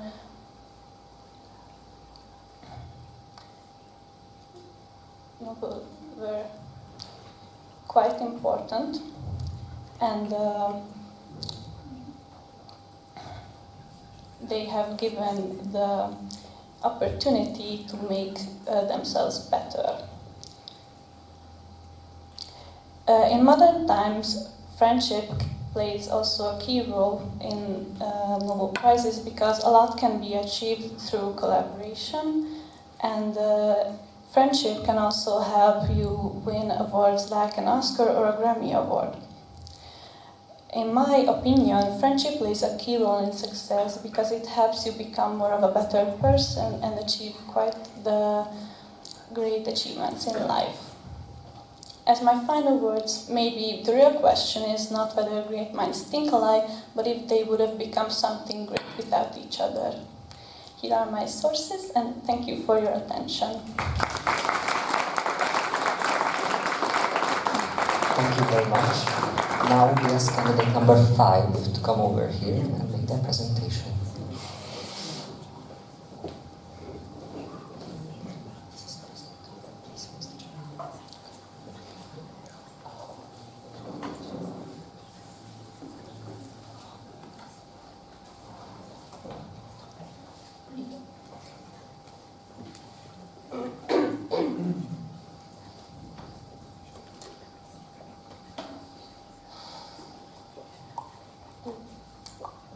Okay. Good afternoon and hello everyone. My name is Barbara Takács and I made my presentation about the Forgotten Prize. So, as we all know it, thanks to the categories submitted, we all saw that there are 5 given categories in the Nobel Prize. You can get a Nobel Prize for in medicine, literature, peace, economic sciences, chemistry, and physics. All noble pursuits essential for life. However, when I first saw these given categories, my first question was, where is the Mathematics Nobel Prize? And in this presentation, I'm going to show you where did it went or it even existed at all.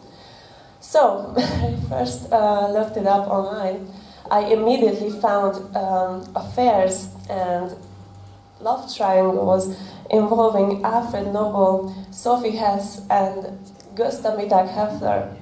So basically, the story tells us that Alfred Nobel had an affair with Sophie Hess, who was a mistress. However, Sophie cheated on Alfred because she fell in love with a mathematician, Gustav. And therefore, Alfred was so mad that he decided to completely decline mathematics in his will and leave it out because of personal reasons and selfish opinions. However, the truth couldn't be much further than that because during Alfred Nobel's time, there was already a given award for mathematicians, the Abel Prize, which is still existing today. And therefore, he thought that there was no need for a mathematics Nobel Prize. And also, the boring answer is that Alfred Nobel thought that mathematics only focused on the theoretical questions rather than the practical solutions. And he thought that math was really boring. And I found this interesting. And thank you for your attention.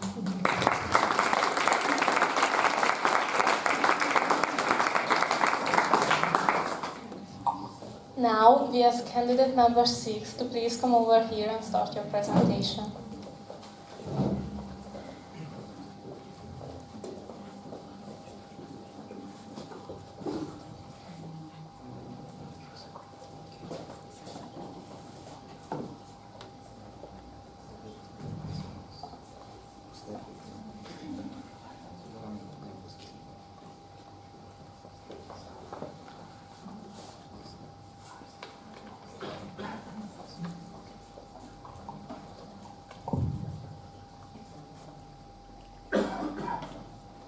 So my presentation will be about the world of Nobel Prize winners. The Nobel Prize is an award given to scientists who have outstanding achievements in the following categories: physics, chemistry, medicine, literature, and peace. The prize is named after Alfred Nobel, who was a Swedish scientist, and his will stated that his fortune was to be used to reward those who, during the preceding year, shall have conferred the greatest benefit to humankind. The prize consists of 3 parts: a medal, which is made from an 18-karat gold, silver and copper alloy, plated with 24-karat gold. It also contains a diploma, which is written on special handmade paper, in case of most prizes, except for the literature prize, which is written on parchment. The current amount of money that the laureates get is 11 million Swedish crowns, but it's split into 3 parts.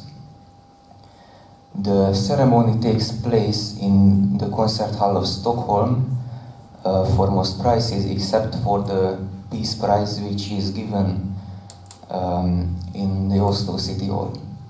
The Nobel Prize also has a banquet, which takes place in Stockholm City Hall. The awards are handed to the laureates by the Swedish king. There are many Hungarian laureates, exactly 18. 2 people got the prize in literature, 4 in medicine, and 5 in chemistry and physics. The most recent laureates are Katalin Karikó and Ferenc Krauss, who got their awards in 2023. Katalin Karikó was born in 1955 and in Szolnok, and she started her scientific work in 1980. She got her award on her work on an mRNA-based vaccine for COVID-19. Ferenc Krauss was born in 1962 in Mór. He got awarded for his research regarding the behavior of electrons in materials. He also got awarded in 2023. Here are my sources, and thank you for your attention.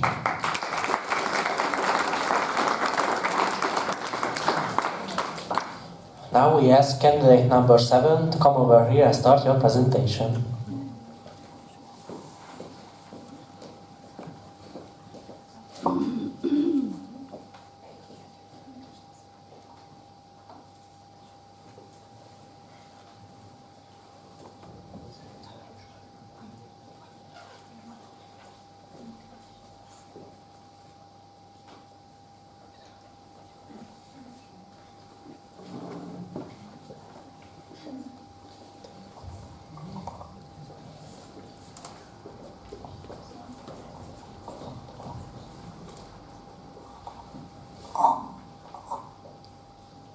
So, to be a scientist is a joy. This simple sentence was said by a very influential figure in recent medical history. You may not know who it is just yet, but once I tell you her name, I'm sure you will recognize it. But let's start from the beginning, shall we? I'm sure I don't need to introduce COVID-19 to anyone. It was a horrible pandemic that we all lived through. And the vaccines must be familiar too. But what if I told you that their creation would have likely been impossible or very difficult without a Hungarian woman? Her name is Katalin Karikó. She was born here in Hungary, but she moved to the USA in 1985 to Philadelphia. She started working at the University of Pennsylvania, and this is where she met her research partner, Dr. Drew Weissman. Together, they began years and years of hard work and tedious research until finally they managed to invent an mRNA-based technology which later served as the basis for the Pfizer-BioNTech vaccine in 2020. And in 2023, their hard work was finally recognized through a Nobel Prize. But Katalin's path was never an easy one. She was born to a humble family and came from a rural town where they lacked even the most basic resources like running water. She faced several hardships during her career, like getting threatened, demoted, and even fired. But she never let it deter her from her goal, and she stuck to her principles of science and helping people. Perhaps this is why she is such a big inspiration for me, because even through the challenges life threw at her, she always persevered. She stuck to her fascination of science and her goal of helping people, and look how far she has made it in life, just by keeping an open heart and pushing through even when it seemed difficult. So, I believe this sentence describes Katalin perfectly. And maybe it can serve as inspiration for us all, because when we find our strength and we follow our dreams, we are all capable of great things.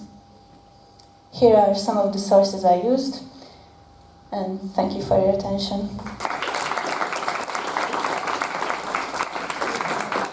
Thank you very much. Now we ask candidate number 8 to come over here and start their presentations.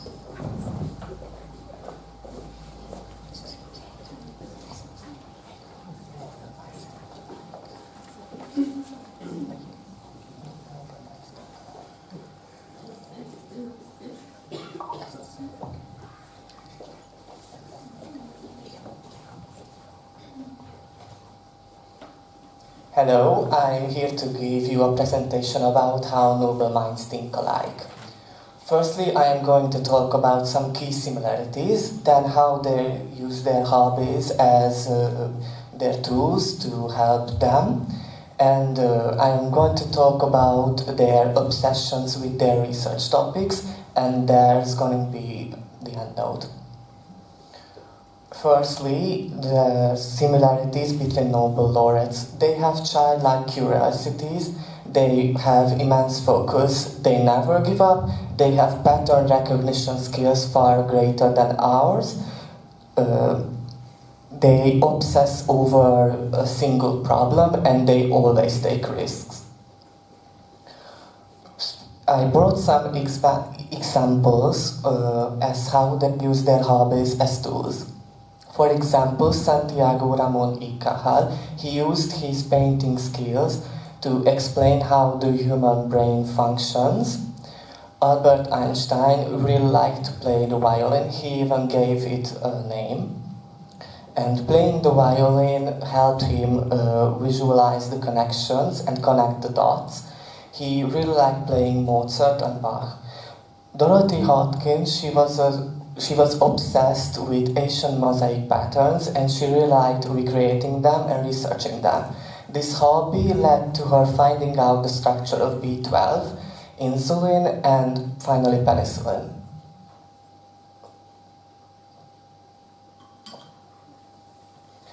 They really like obsessing over a single problem. For example, Karikó Katalin, she faced constant rejections before her mRNA technology created one of the many COVID-19 vaccines. Marie Curie, she knew that radiation was poisoning her. She had constant radiation burns, but she did not care and keep researching and pushed forward. Thank you for your attention.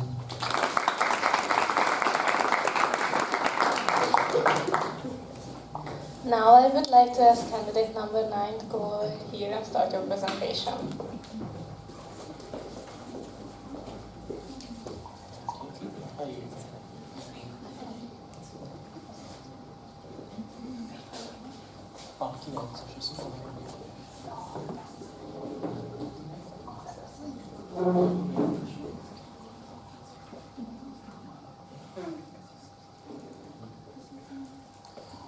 Okay, good afternoon everybody. My name is Sukovan Oliver and I would like to showcase interesting facts about the Nobel Prize. The first person was the highest, was the number with the highest was the person with the highest number of nominations, and her name is Jane Addams. She was nominated 91 times. And her first nomination took place during the First World War, while the last time she was nominated, which was the time she was finally awarded, happened in 1931. She eventually won the Nobel Peace Prize. The second one was already introduced, Malala Yousafzai. She was a Pakistan protester who was in favor of teaching females over the country just like men and fought for gender equality. She is the youngest person to ever receive a Nobel Prize. She received it in 2014 at the age of 17, and she also won the Nobel Peace Prize. The oldest person is John Goodenough, who was good enough to get eventually one at the age of 97 in the 21st century. He won his for physics this time. The next one was actually a family and multiple person. Marie Curie won herself 2 awards. Her husband Pierre Curie won only 1, and their daughter Irene and her husband Frederick won 1 each. So combined, they have 5 Nobel Prizes given to them. I would like to mention that my family has none yet. The next one is Albert Einstein. Many people know him for the theory of relativity, but surprisingly, he did not win it for that. He won the prize indeed, but for another thing, which was the follow-electric effect, a great science experiment. And the next one was the British Bulldog, Winston Churchill.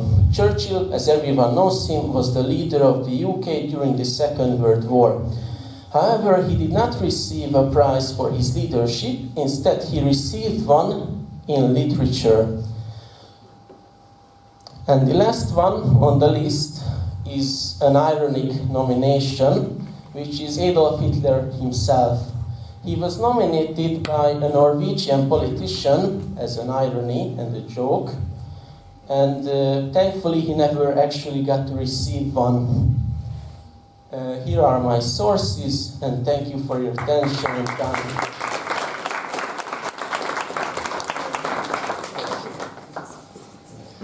Now we ask candidate number 10 to come over here and start your presentation.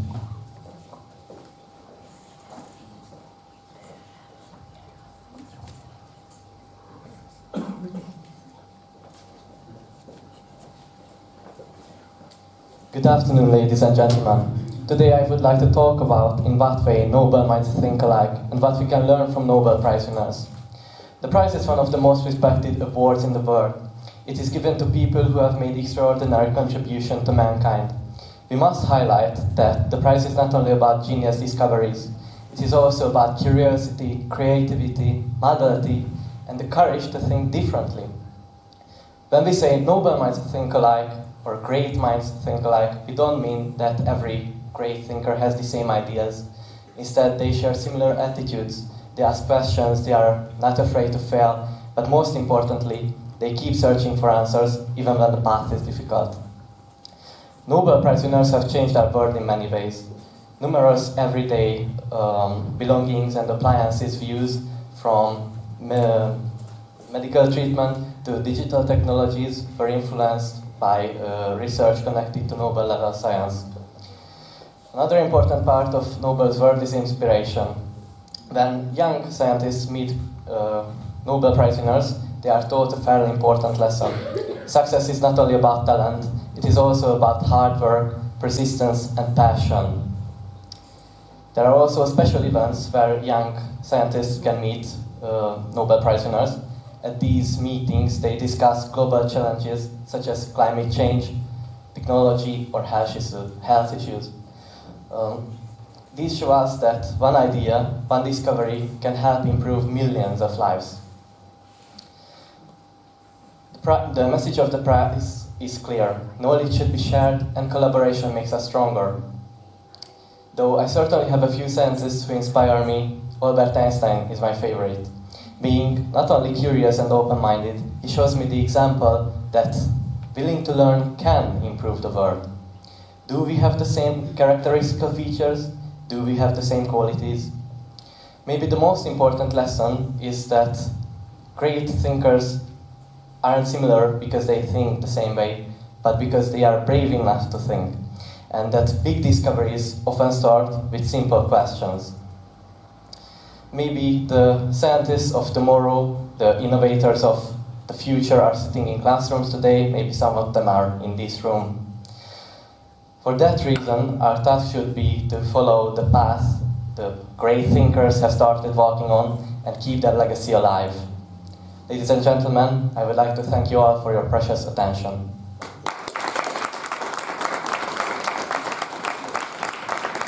Thank you very much. Now we ask candidate number 11 to come over here and make their presentation.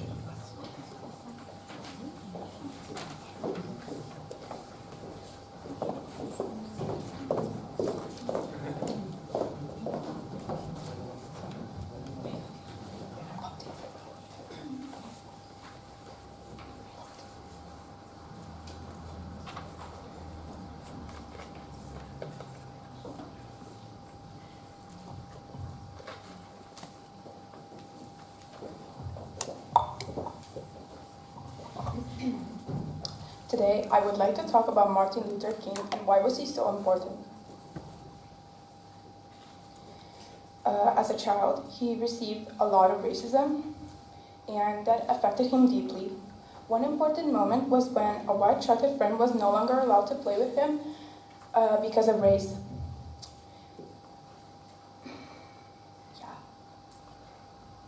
So what is he well known for?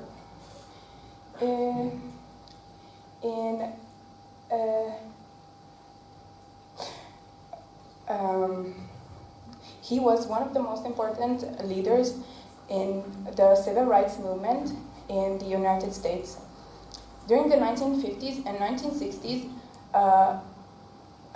African American people were treated unfairly because of segregation laws, and they were separated. So like white and black people were separated on schools, buses, and restaurants, and also other public places. In 1963, he gave his, in 1963, he helped organize the March on Washington for Jobs and Freedom, where he spoke his famous I Have a Dream speech, where he also talked about equality, justice, and his dream of a future where people would not be judged by their color, but their personality or character. Yeah. Because of his leadership, he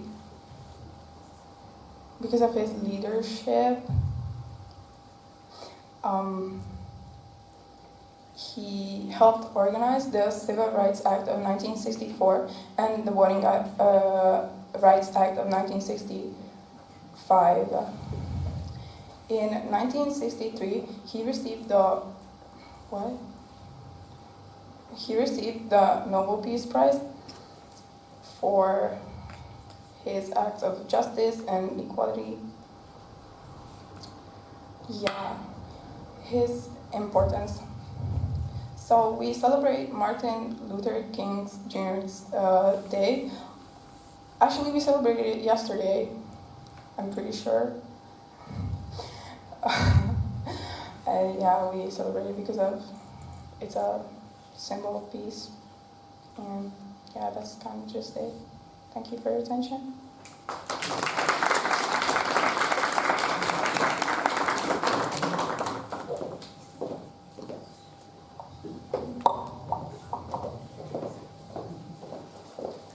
Now we have a short 10-minute break to let the jury discuss the results and have a short pause. Please help yourselves, eat and drink to boost up for the second part of the presentation.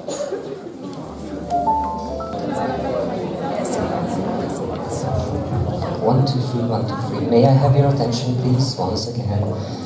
I would like to kindly ask all of you to take your seats. Now we ask candidate number 12 to come over here and start the presentation.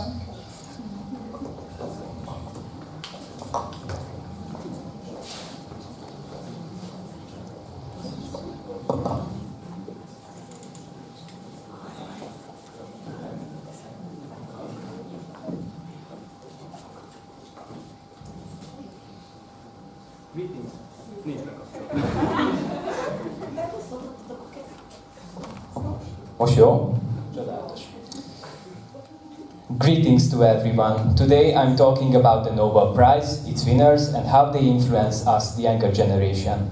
I settled on this title specifically because it always fascinated me how every Nobel Prize winner is different, how they come from different backgrounds, have different roads behind them, or have different nationalities. Na most meg ez nem működik.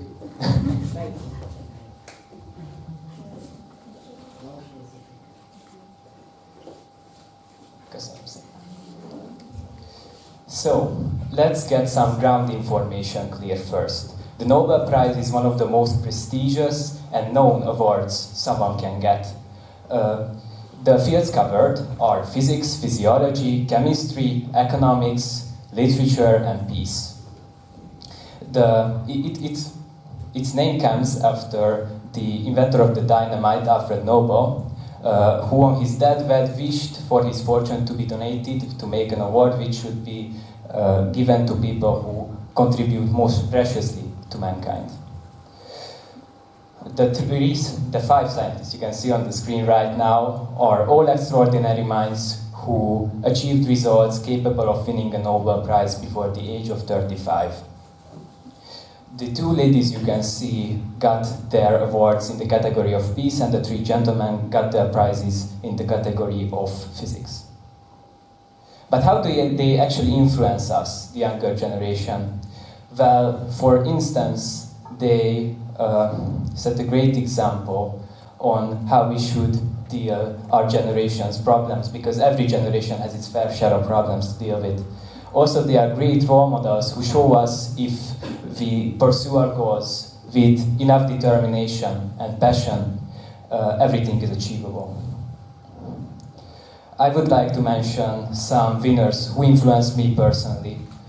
First of all, there's Albert Camus, the famous French publicist, who was also really passionate about the War of Independence in Algeria, his home country. Next, I would like to mention Bob Dylan, who is the most influential figure of American folk music, whose timeless melodies and lyrics are known by everyone for sure.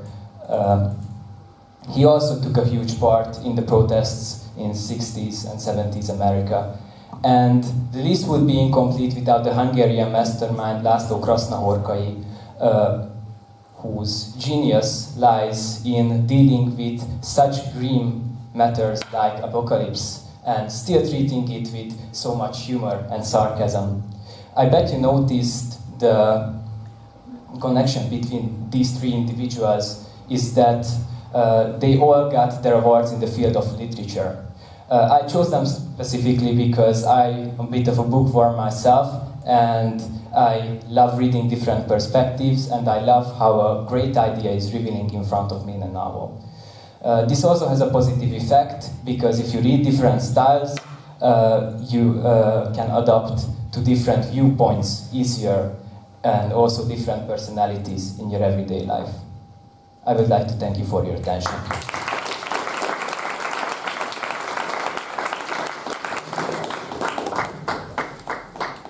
Now I would like to ask candidate number 13 to please come over here and start your presentation.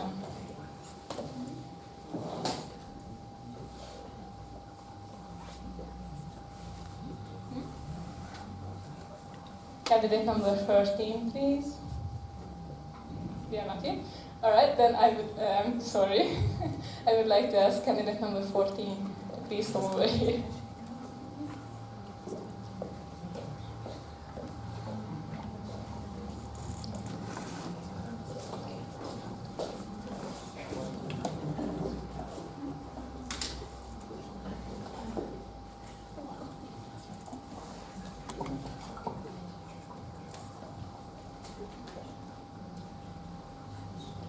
Good morning, everyone.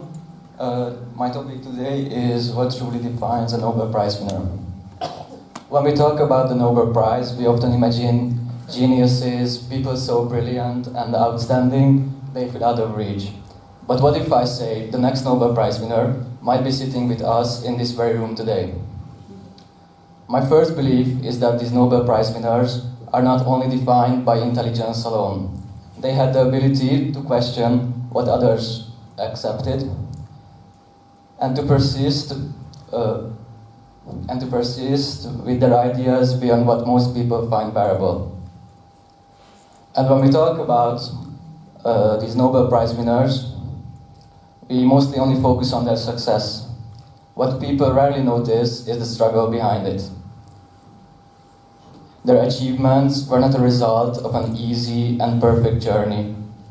They failed, they were adopted, and they made mistakes along the way.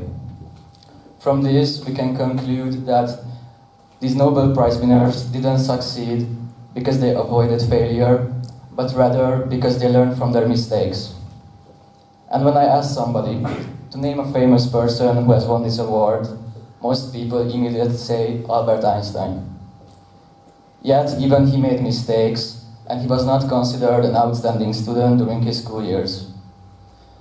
This means that greatness is not coming from perfection, but rather persistence, curiosity, and the courage to keep going. These Nobel Prize winners are not born extraordinary because they never struggled, but because they refused to give up, and they developed through determination and resilience. And from this, we should see that failure is not the opposite of success. It's an essential part of it. Every mistake we make is an opportunity to learn, to grow, and to improve. So perhaps the next Nobel Prize winner is not someone far beyond our reach, but someone sitting in this very room. Someone who is curious, persistent, and brave enough to continue despite challenges. And I would like to thank you for your attention.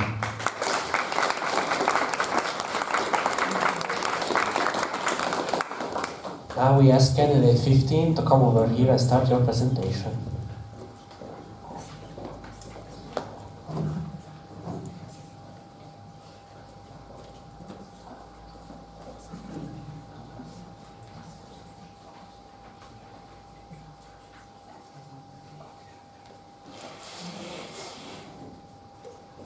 Good afternoon, everyone. First of all, I would like to ask everyone a question. Have you ever looked at a Nobel Prize winner and thought that they are from another planet? Well, today I want to challenge this idea.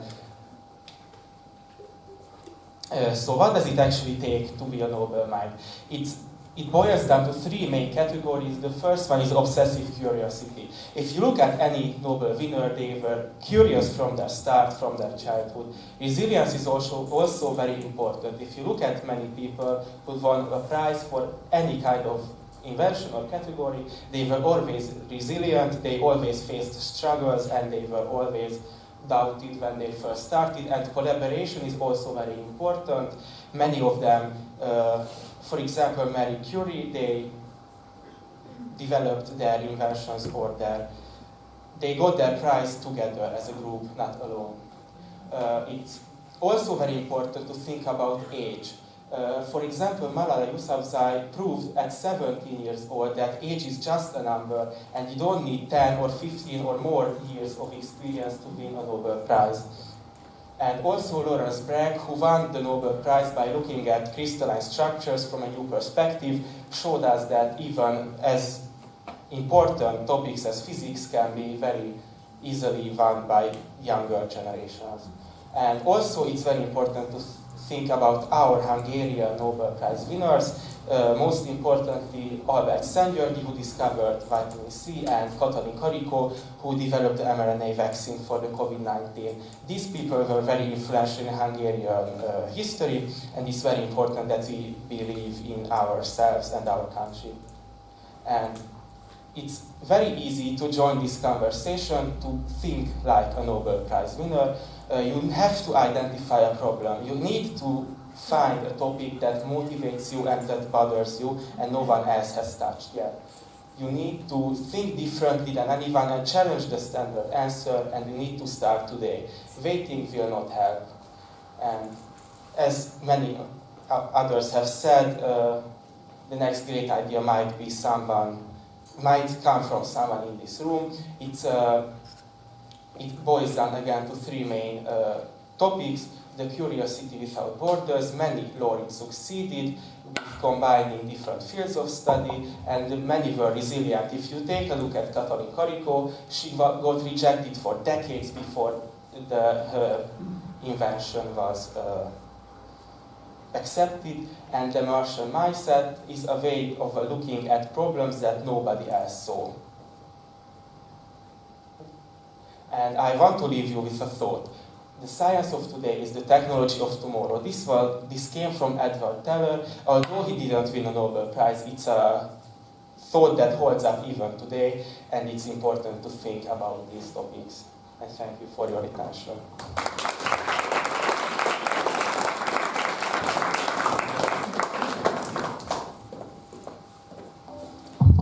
Now I would like to ask candidate number 17 to come over here and start their presentation. Yes? Is number 16 present?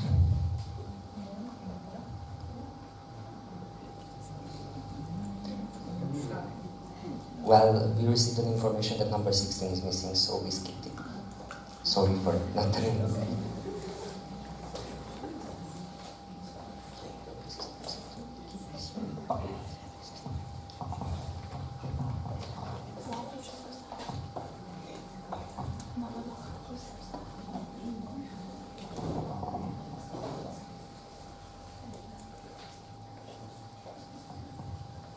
Alright, good afternoon. Hi guys. My presentation is going to be about Malala Yousafzai, who is the youngest Nobel Prize winner in history. We've actually heard mentions of her today in previous presentations, however, I'd like to introduce her to you guys in greater detail. Oh.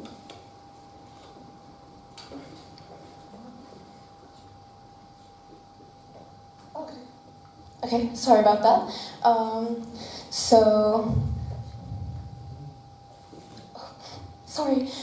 So Malala is a Pakistani girl, which obviously meant that she would face many struggles with depression throughout her whole life.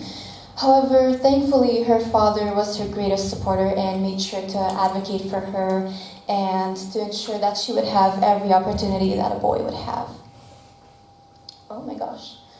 Okay, and speaking of, her father actually did run an all-girls school in her village, and Malala really enjoyed attending said school. However, unfortunately, this idyllic student life came to a halt when the Taliban took over her village and forced her school to close. And I'd actually like to talk about this a little bit because I don't know if it's clear to everyone. What even is the Taliban? It's basically this organization, and their whole purpose is to run Pakistan according to their very strict rendition of Islamic laws. And the aspect which affects Malala the most, and also her peers, is their oppression of women and the way they prohibit their education.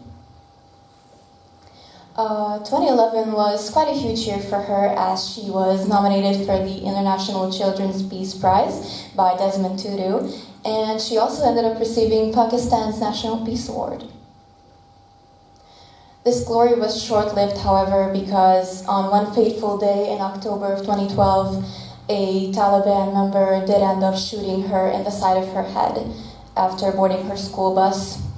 She miraculously survived this event.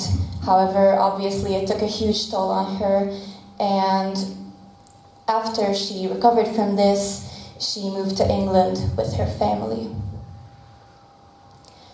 Also following this incident, she started the Malala Fund, and its goal was to ensure that all girls and children would have rights to education and just, be able to shape the way their life would go. And sure enough, in 2014, she ended up getting said Nobel Prize. And obviously, this meant a new exciting journey ahead. She began connecting with fellow leaders and activists, and they basically networked and kept fighting for this very important cause. Her university life began 3 years later in 2017, and she did talk about struggling a lot with her studies. However, she never gave up on her activism. She kept fighting relentlessly for girls and their rights to education. And 3 years later, she ended up graduating. And soon after, she married the love of her life. And she actually posts quite a lot about him on Insta. You guys should check it out. They're super cute together. And currently, she still hasn't stopped. She's still pioneering for young girls all over the world. She travels a lot and meets up with women and children who share the same fate as her. And she is this huge beacon of light and hope in their lives. And she's a great inspiration, even for me. And that's all I would like to say. Thank you so much for your time.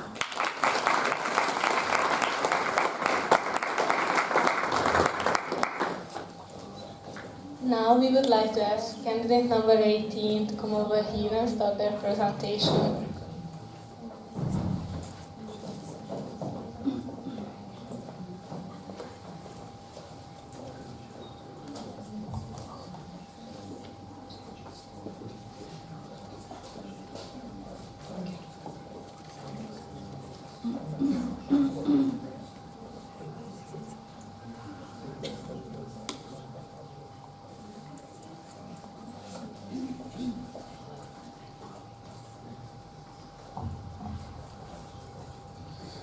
Okay, so good afternoon, everyone. The subject of my presentation today is the Nobel Peace Prize, and two people in particular, Nelson Mandela and Martin Luther King Jr. First of all, the Nobel Peace Prize is one of the 5 Nobel Prizes created by Alfred Nobel, the father of Nobel Prizes. The other 4 are chemistry, physics, physiology, and literature awards. The Nobel Prize award ceremony is an ongoing thing since 1901, and all the nominees and the winners are decided by the Norwegian Nobel Committee. Nelson Mandela was born in 1918 in South Africa, and he died in 2013 by an infection. In 1994, he became the first president of South Africa, and his goal, the goal of his politics, was stopping all kinds of discrimination. He got more than 250 awards or honors for his work, and including the Nobel Peace Prize in 1993. Something that's really interesting is that he got a Nobel Peace Prize after being an inmate. In 1962, they started a trial against him, and he got sentenced to life in prison, but he only spent 26.5 years. A fun fact, that Mandela effect, when many people believe something that is factually false, comes from his story, because many people believe that he actually died in prison in 1968. Martin Luther King Jr., his born government name was Michael King Jr. He was born in 1929 and lived until 1968 when he was assassinated. He was an American activist, leader of the civil rights movement, and the whole policy of his was using non-violence in every aspect of his work. He fought for equality of all races and voting rights in the United States for every people. His very famous speech, I Have a Dream speech, was about the life that he has dreamed about, where all cultures can live together in harmony and peace. He got the Nobel Peace Prize for his work in 1964, and when he got his award, they quoted him in the speech. That is a quote: "The choice is either non-violence or non-existence." I have listed out the sources, and thank you all so much for your attention.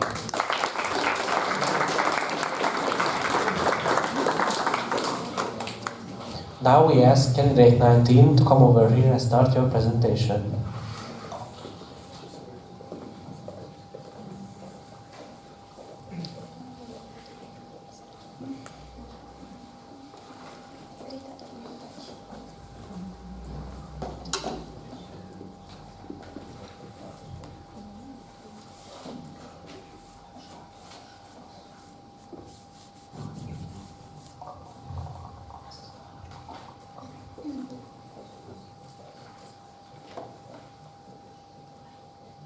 Good afternoon. My name is Hermina Császár, and today I would like to talk about the life and work of a famous neuroscientist, Rita Levi-Montalcini.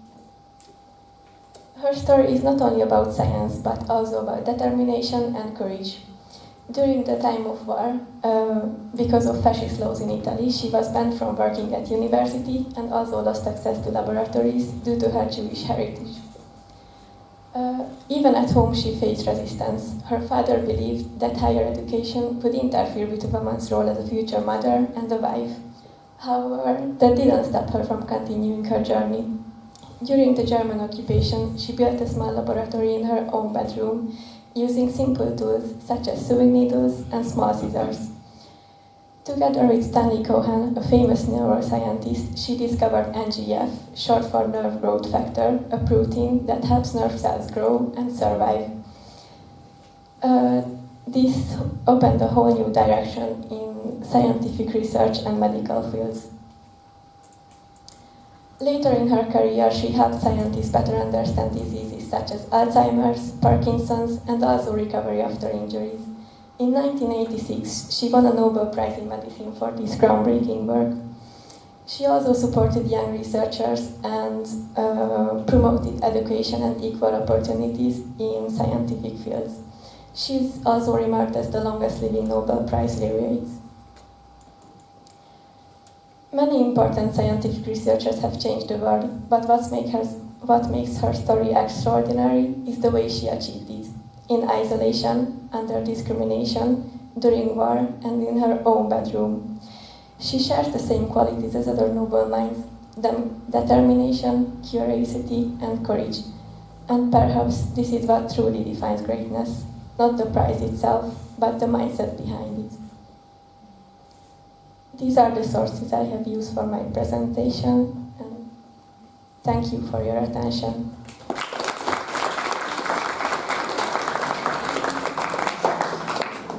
Thank you very much. Now I would like to ask candidate number 20 to come over here and make his presentation.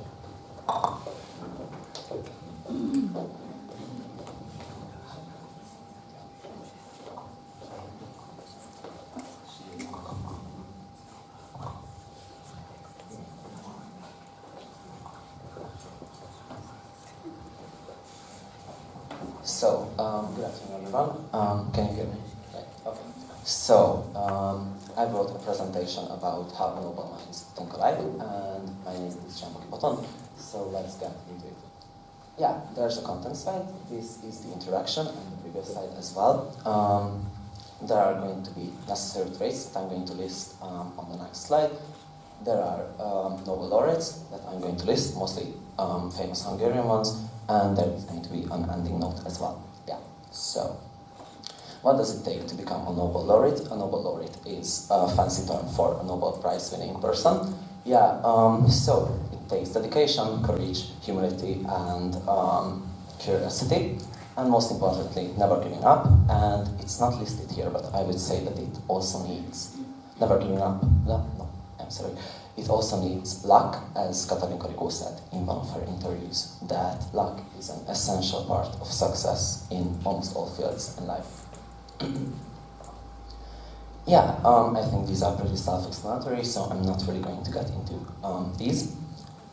So, 2 Hungarian Nobel laureates, they are the most recent ones. The first one is Katalin Karikó. She earned her Nobel Prize in 2023 for her advancements in the mRNA technology that was later used to produce effective COVID-19 vaccines. Yeah, and then there's László Krasznahorkai, who was nominated for a Nobel Prize because his visionary and very talented writing style, which was attacked by many people and said that it's not that great and it's hard to read, but in the end he still earned that prize.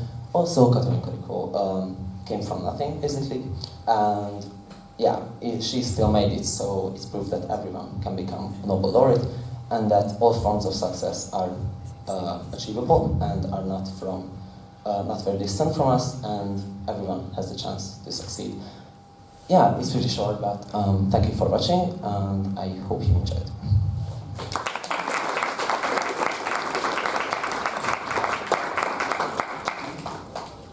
Now, we would like to ask candidate number 21 to come over here and please start your presentation.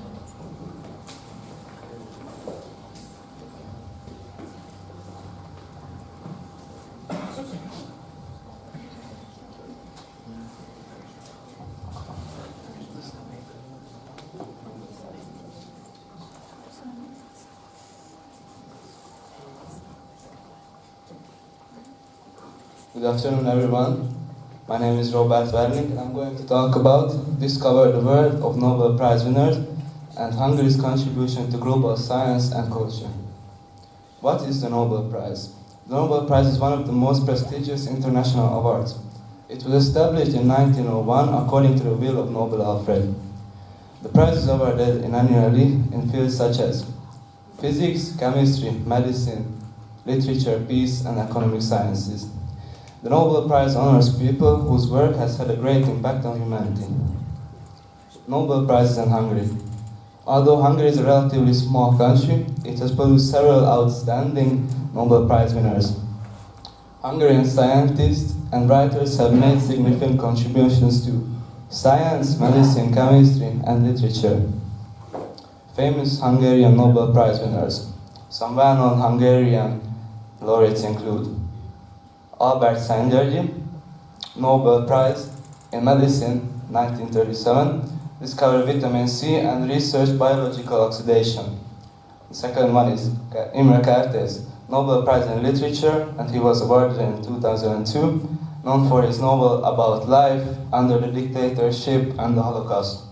The third one is György Hevesi, Nobel Prize in Chemistry, and he was awarded in 1943. Pioneer of radioactive tracing used in medicine and science. Why are Hungarian Nobel winners special? Hungarian Nobel Prize winners are known for creative thinking, strong scientific education, perseverance despite historical difficulties.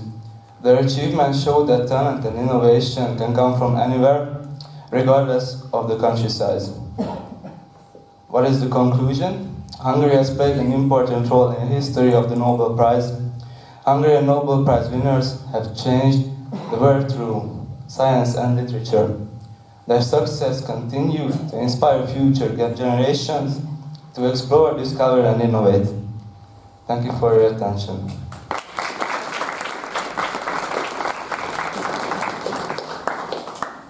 Now we ask candidate 22 to come over here and start your presentation.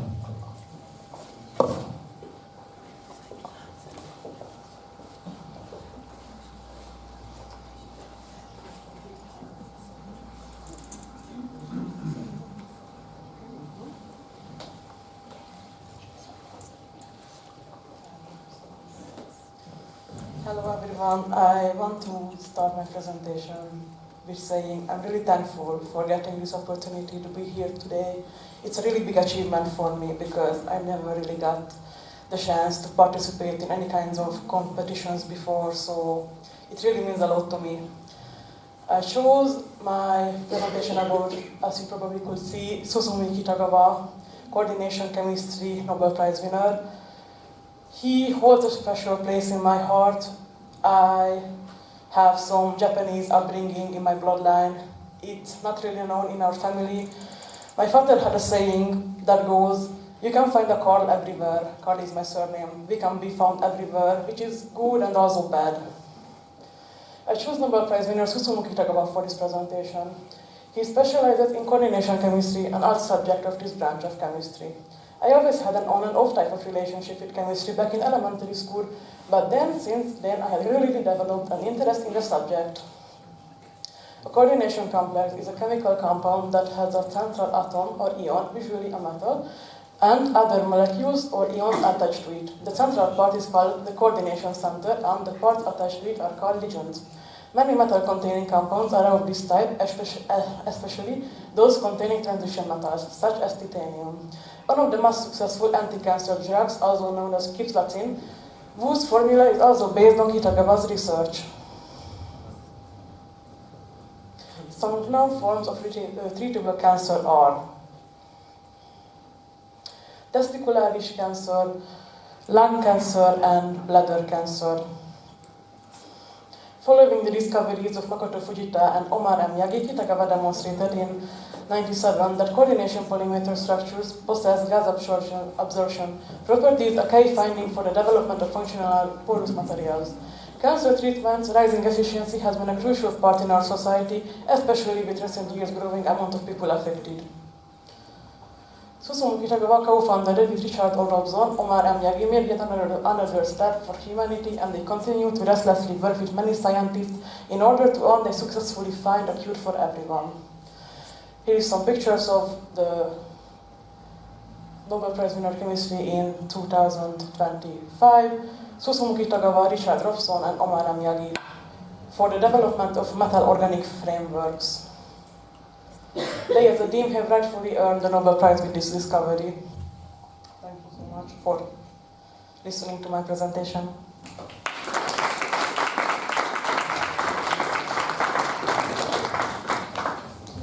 Thank you so much. And now we ask candidate number 23 to come over here and make their presentation.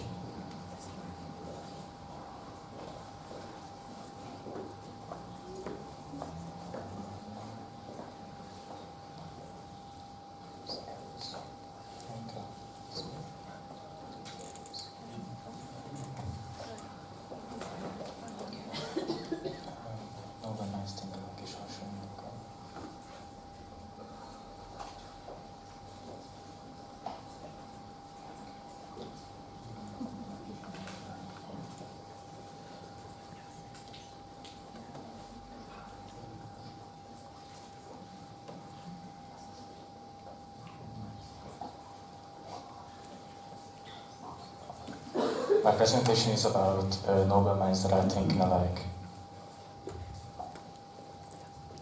The first person in my presentation is Albert Szent-Györgyi. He was a Hungarian biochemist and he discovered vitamin C. He was awarded for his discoveries related to biology. His work helped prevent advanced medical science. He was a Hungarian writer, Imre Kertész, and he was best known for the novel Faithlessness. He was awarded for writing about individual freedom versus history. His dignity helps his work reflect resilience and human dignity. Even though they are on different fields, they have the same brilliance. Like Albert Szent-Györgyi, he was into science and medicine and helped to improve human health. On the other hand, Imre Kertész was into literature and philosophy, and he helped to explore human suffering and identity. They both changed how we understand the human experience. And why do I say noble minds think alike? Because they both challenged accepted ideas. Secondly, they both turned personal experience into discoveries. Thirdly, the curiosity and courage drove their work. And needless to say, lasting global impact beyond Hungary. Moreover, science and art both shape the world. They both proved great ideas can come from anywhere, and Hungarian minds' global influence. Thank you for your attention.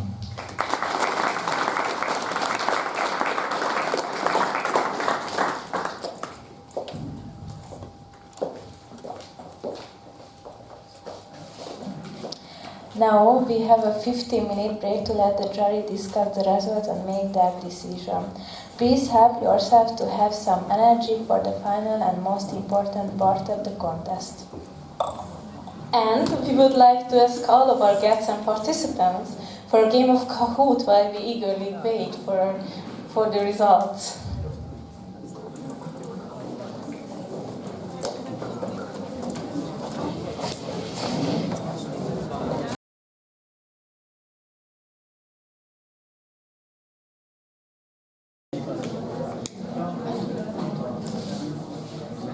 Finally, we are the most important moment of the contest.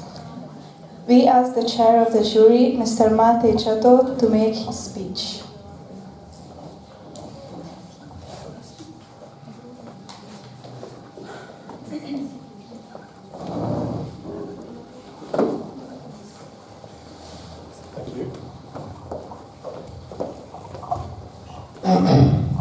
Dear contestants, organizers, and audience, it is an honor to serve as the head of the jury at such high quality competition. Today we witnessed impressive presentations that demonstrated not only strong language skills, but also intellectual curiosity and confidence. I would like to congratulate the organizers for choosing the topic of Nobel Prize laureates. The Nobel Prize stands for excellence, perseverance, and the power of ideas to shape the world. Through your presentations, we were reminded how science, literature, and peace initiatives can influence humanity in the most profound ways. As we prepare to announce the winners, I believe that everyone gained something valuable today: knowledge, inspiration, and motivation. And let us not forget, as you have reminded us, every Nobel laureate was once a student sitting in a classroom, just like you. The future achievements of the world may very well be sitting in this room today. Thank you for your attention, and congratulations to you all.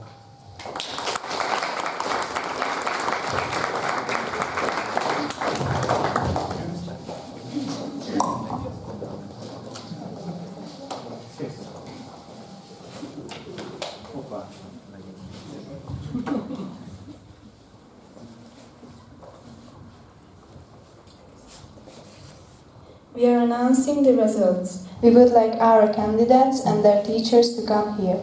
We ask you to introduce yourself and your teacher and inform us which school you study at.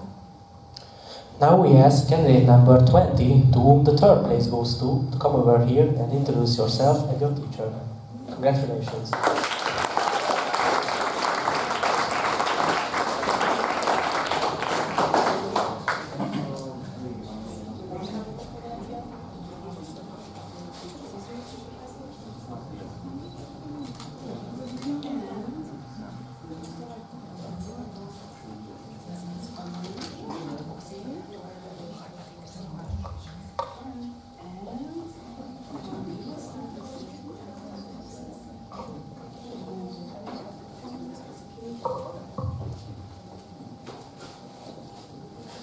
Now we ask candidate number 10, to whom the second place goes to come over here, introduce yourself and your teacher. Congratulations.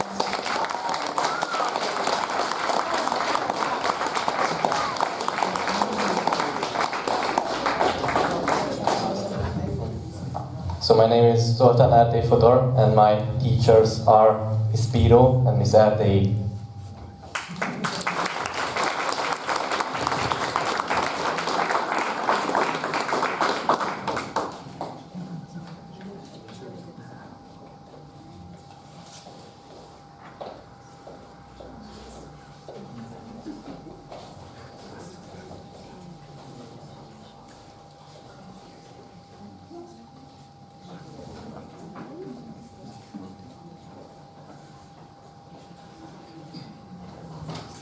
Now we ask candidate number 17 to come over here as the winner of our competition.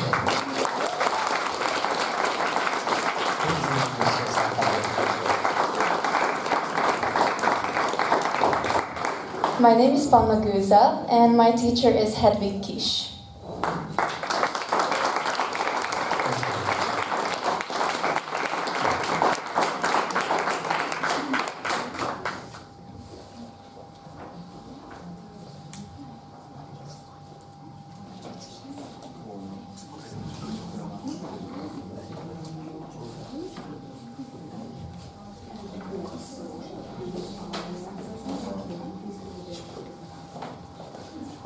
Now we show the results on the projector so that all of you can see the final results. We would like to congratulate all. You can choose from the books. It is your present for being here. Please sign the register as well. Thank you.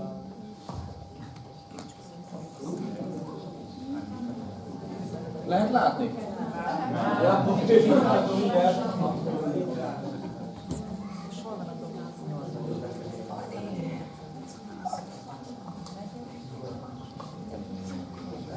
We ask candidate number 2 and their teacher to come over here. Most?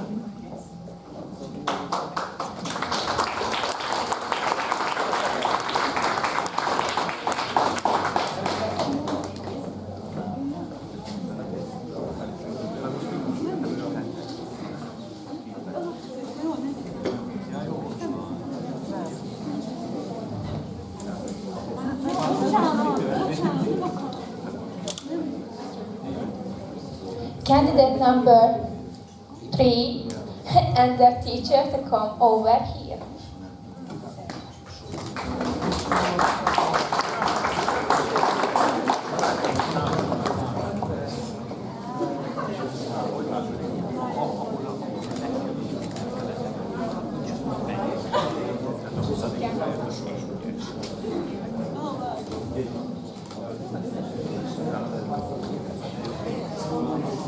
Now we ask candidate number 4 and their teacher to come over here.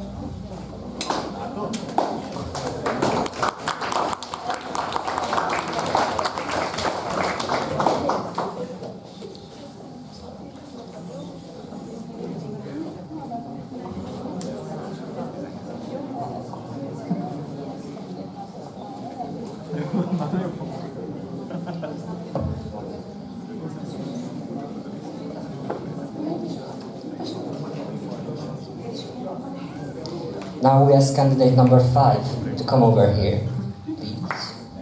She can't be here. She has to go. Oh. But her classmate is here. Is it okay? Yeah, definitely. It's okay.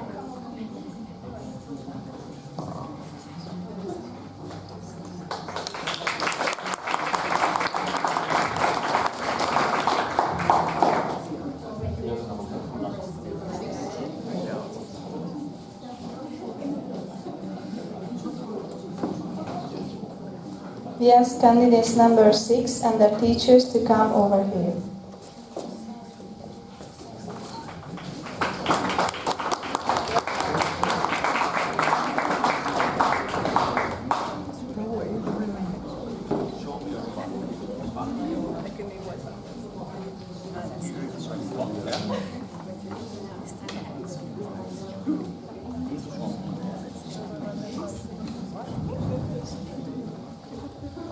Now we ask candidate number 7 to come over here and introduce yourself. To come over here with your teacher. Congratulations.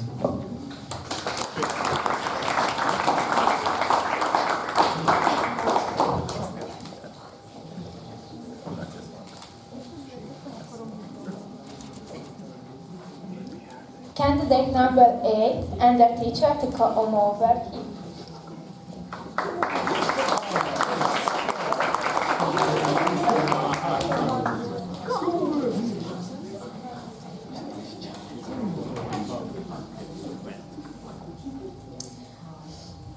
Now we ask candidate number 9 and their teacher to come over here. Congratulations.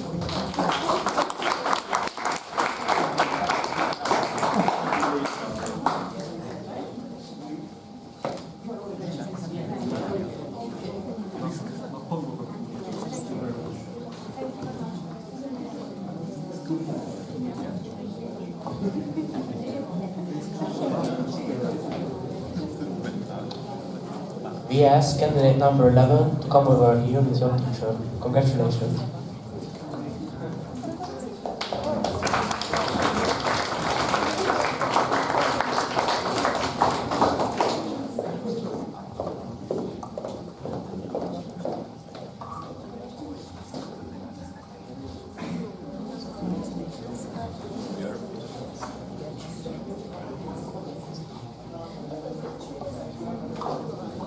Now we ask candidate number 12 to come over here and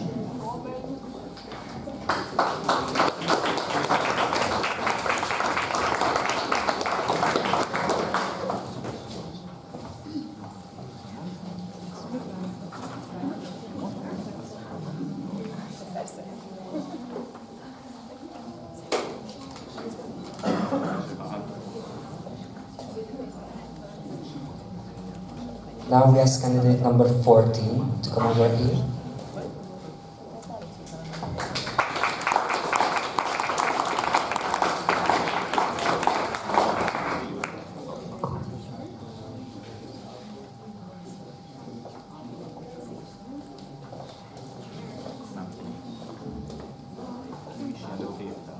Now we ask candidate number 15 and their teachers to come over here. Congratulations.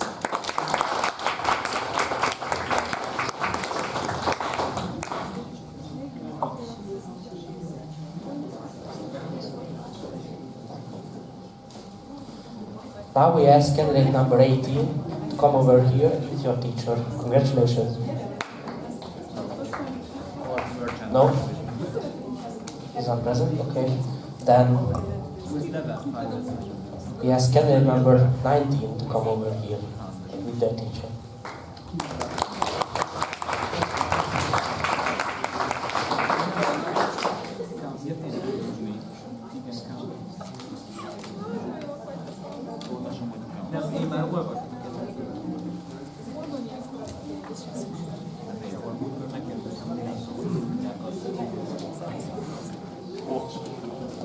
Now we ask candidate number 21 to come over here with your teacher.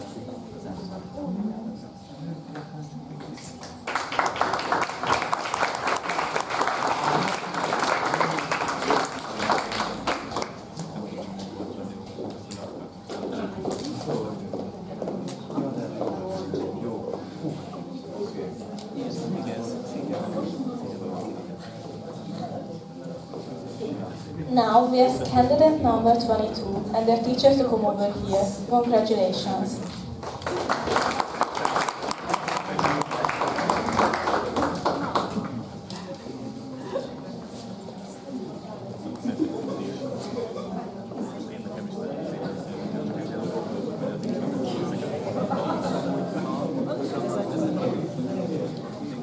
Now we ask candidate number 23 to come over here with your teacher. Congratulations.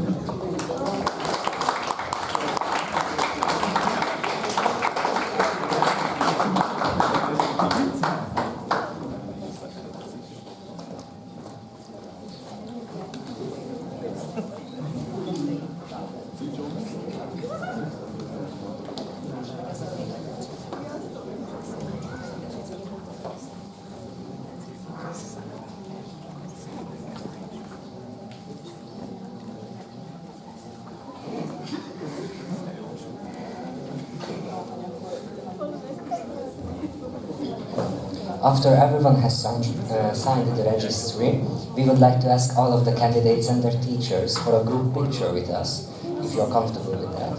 And please come to the front.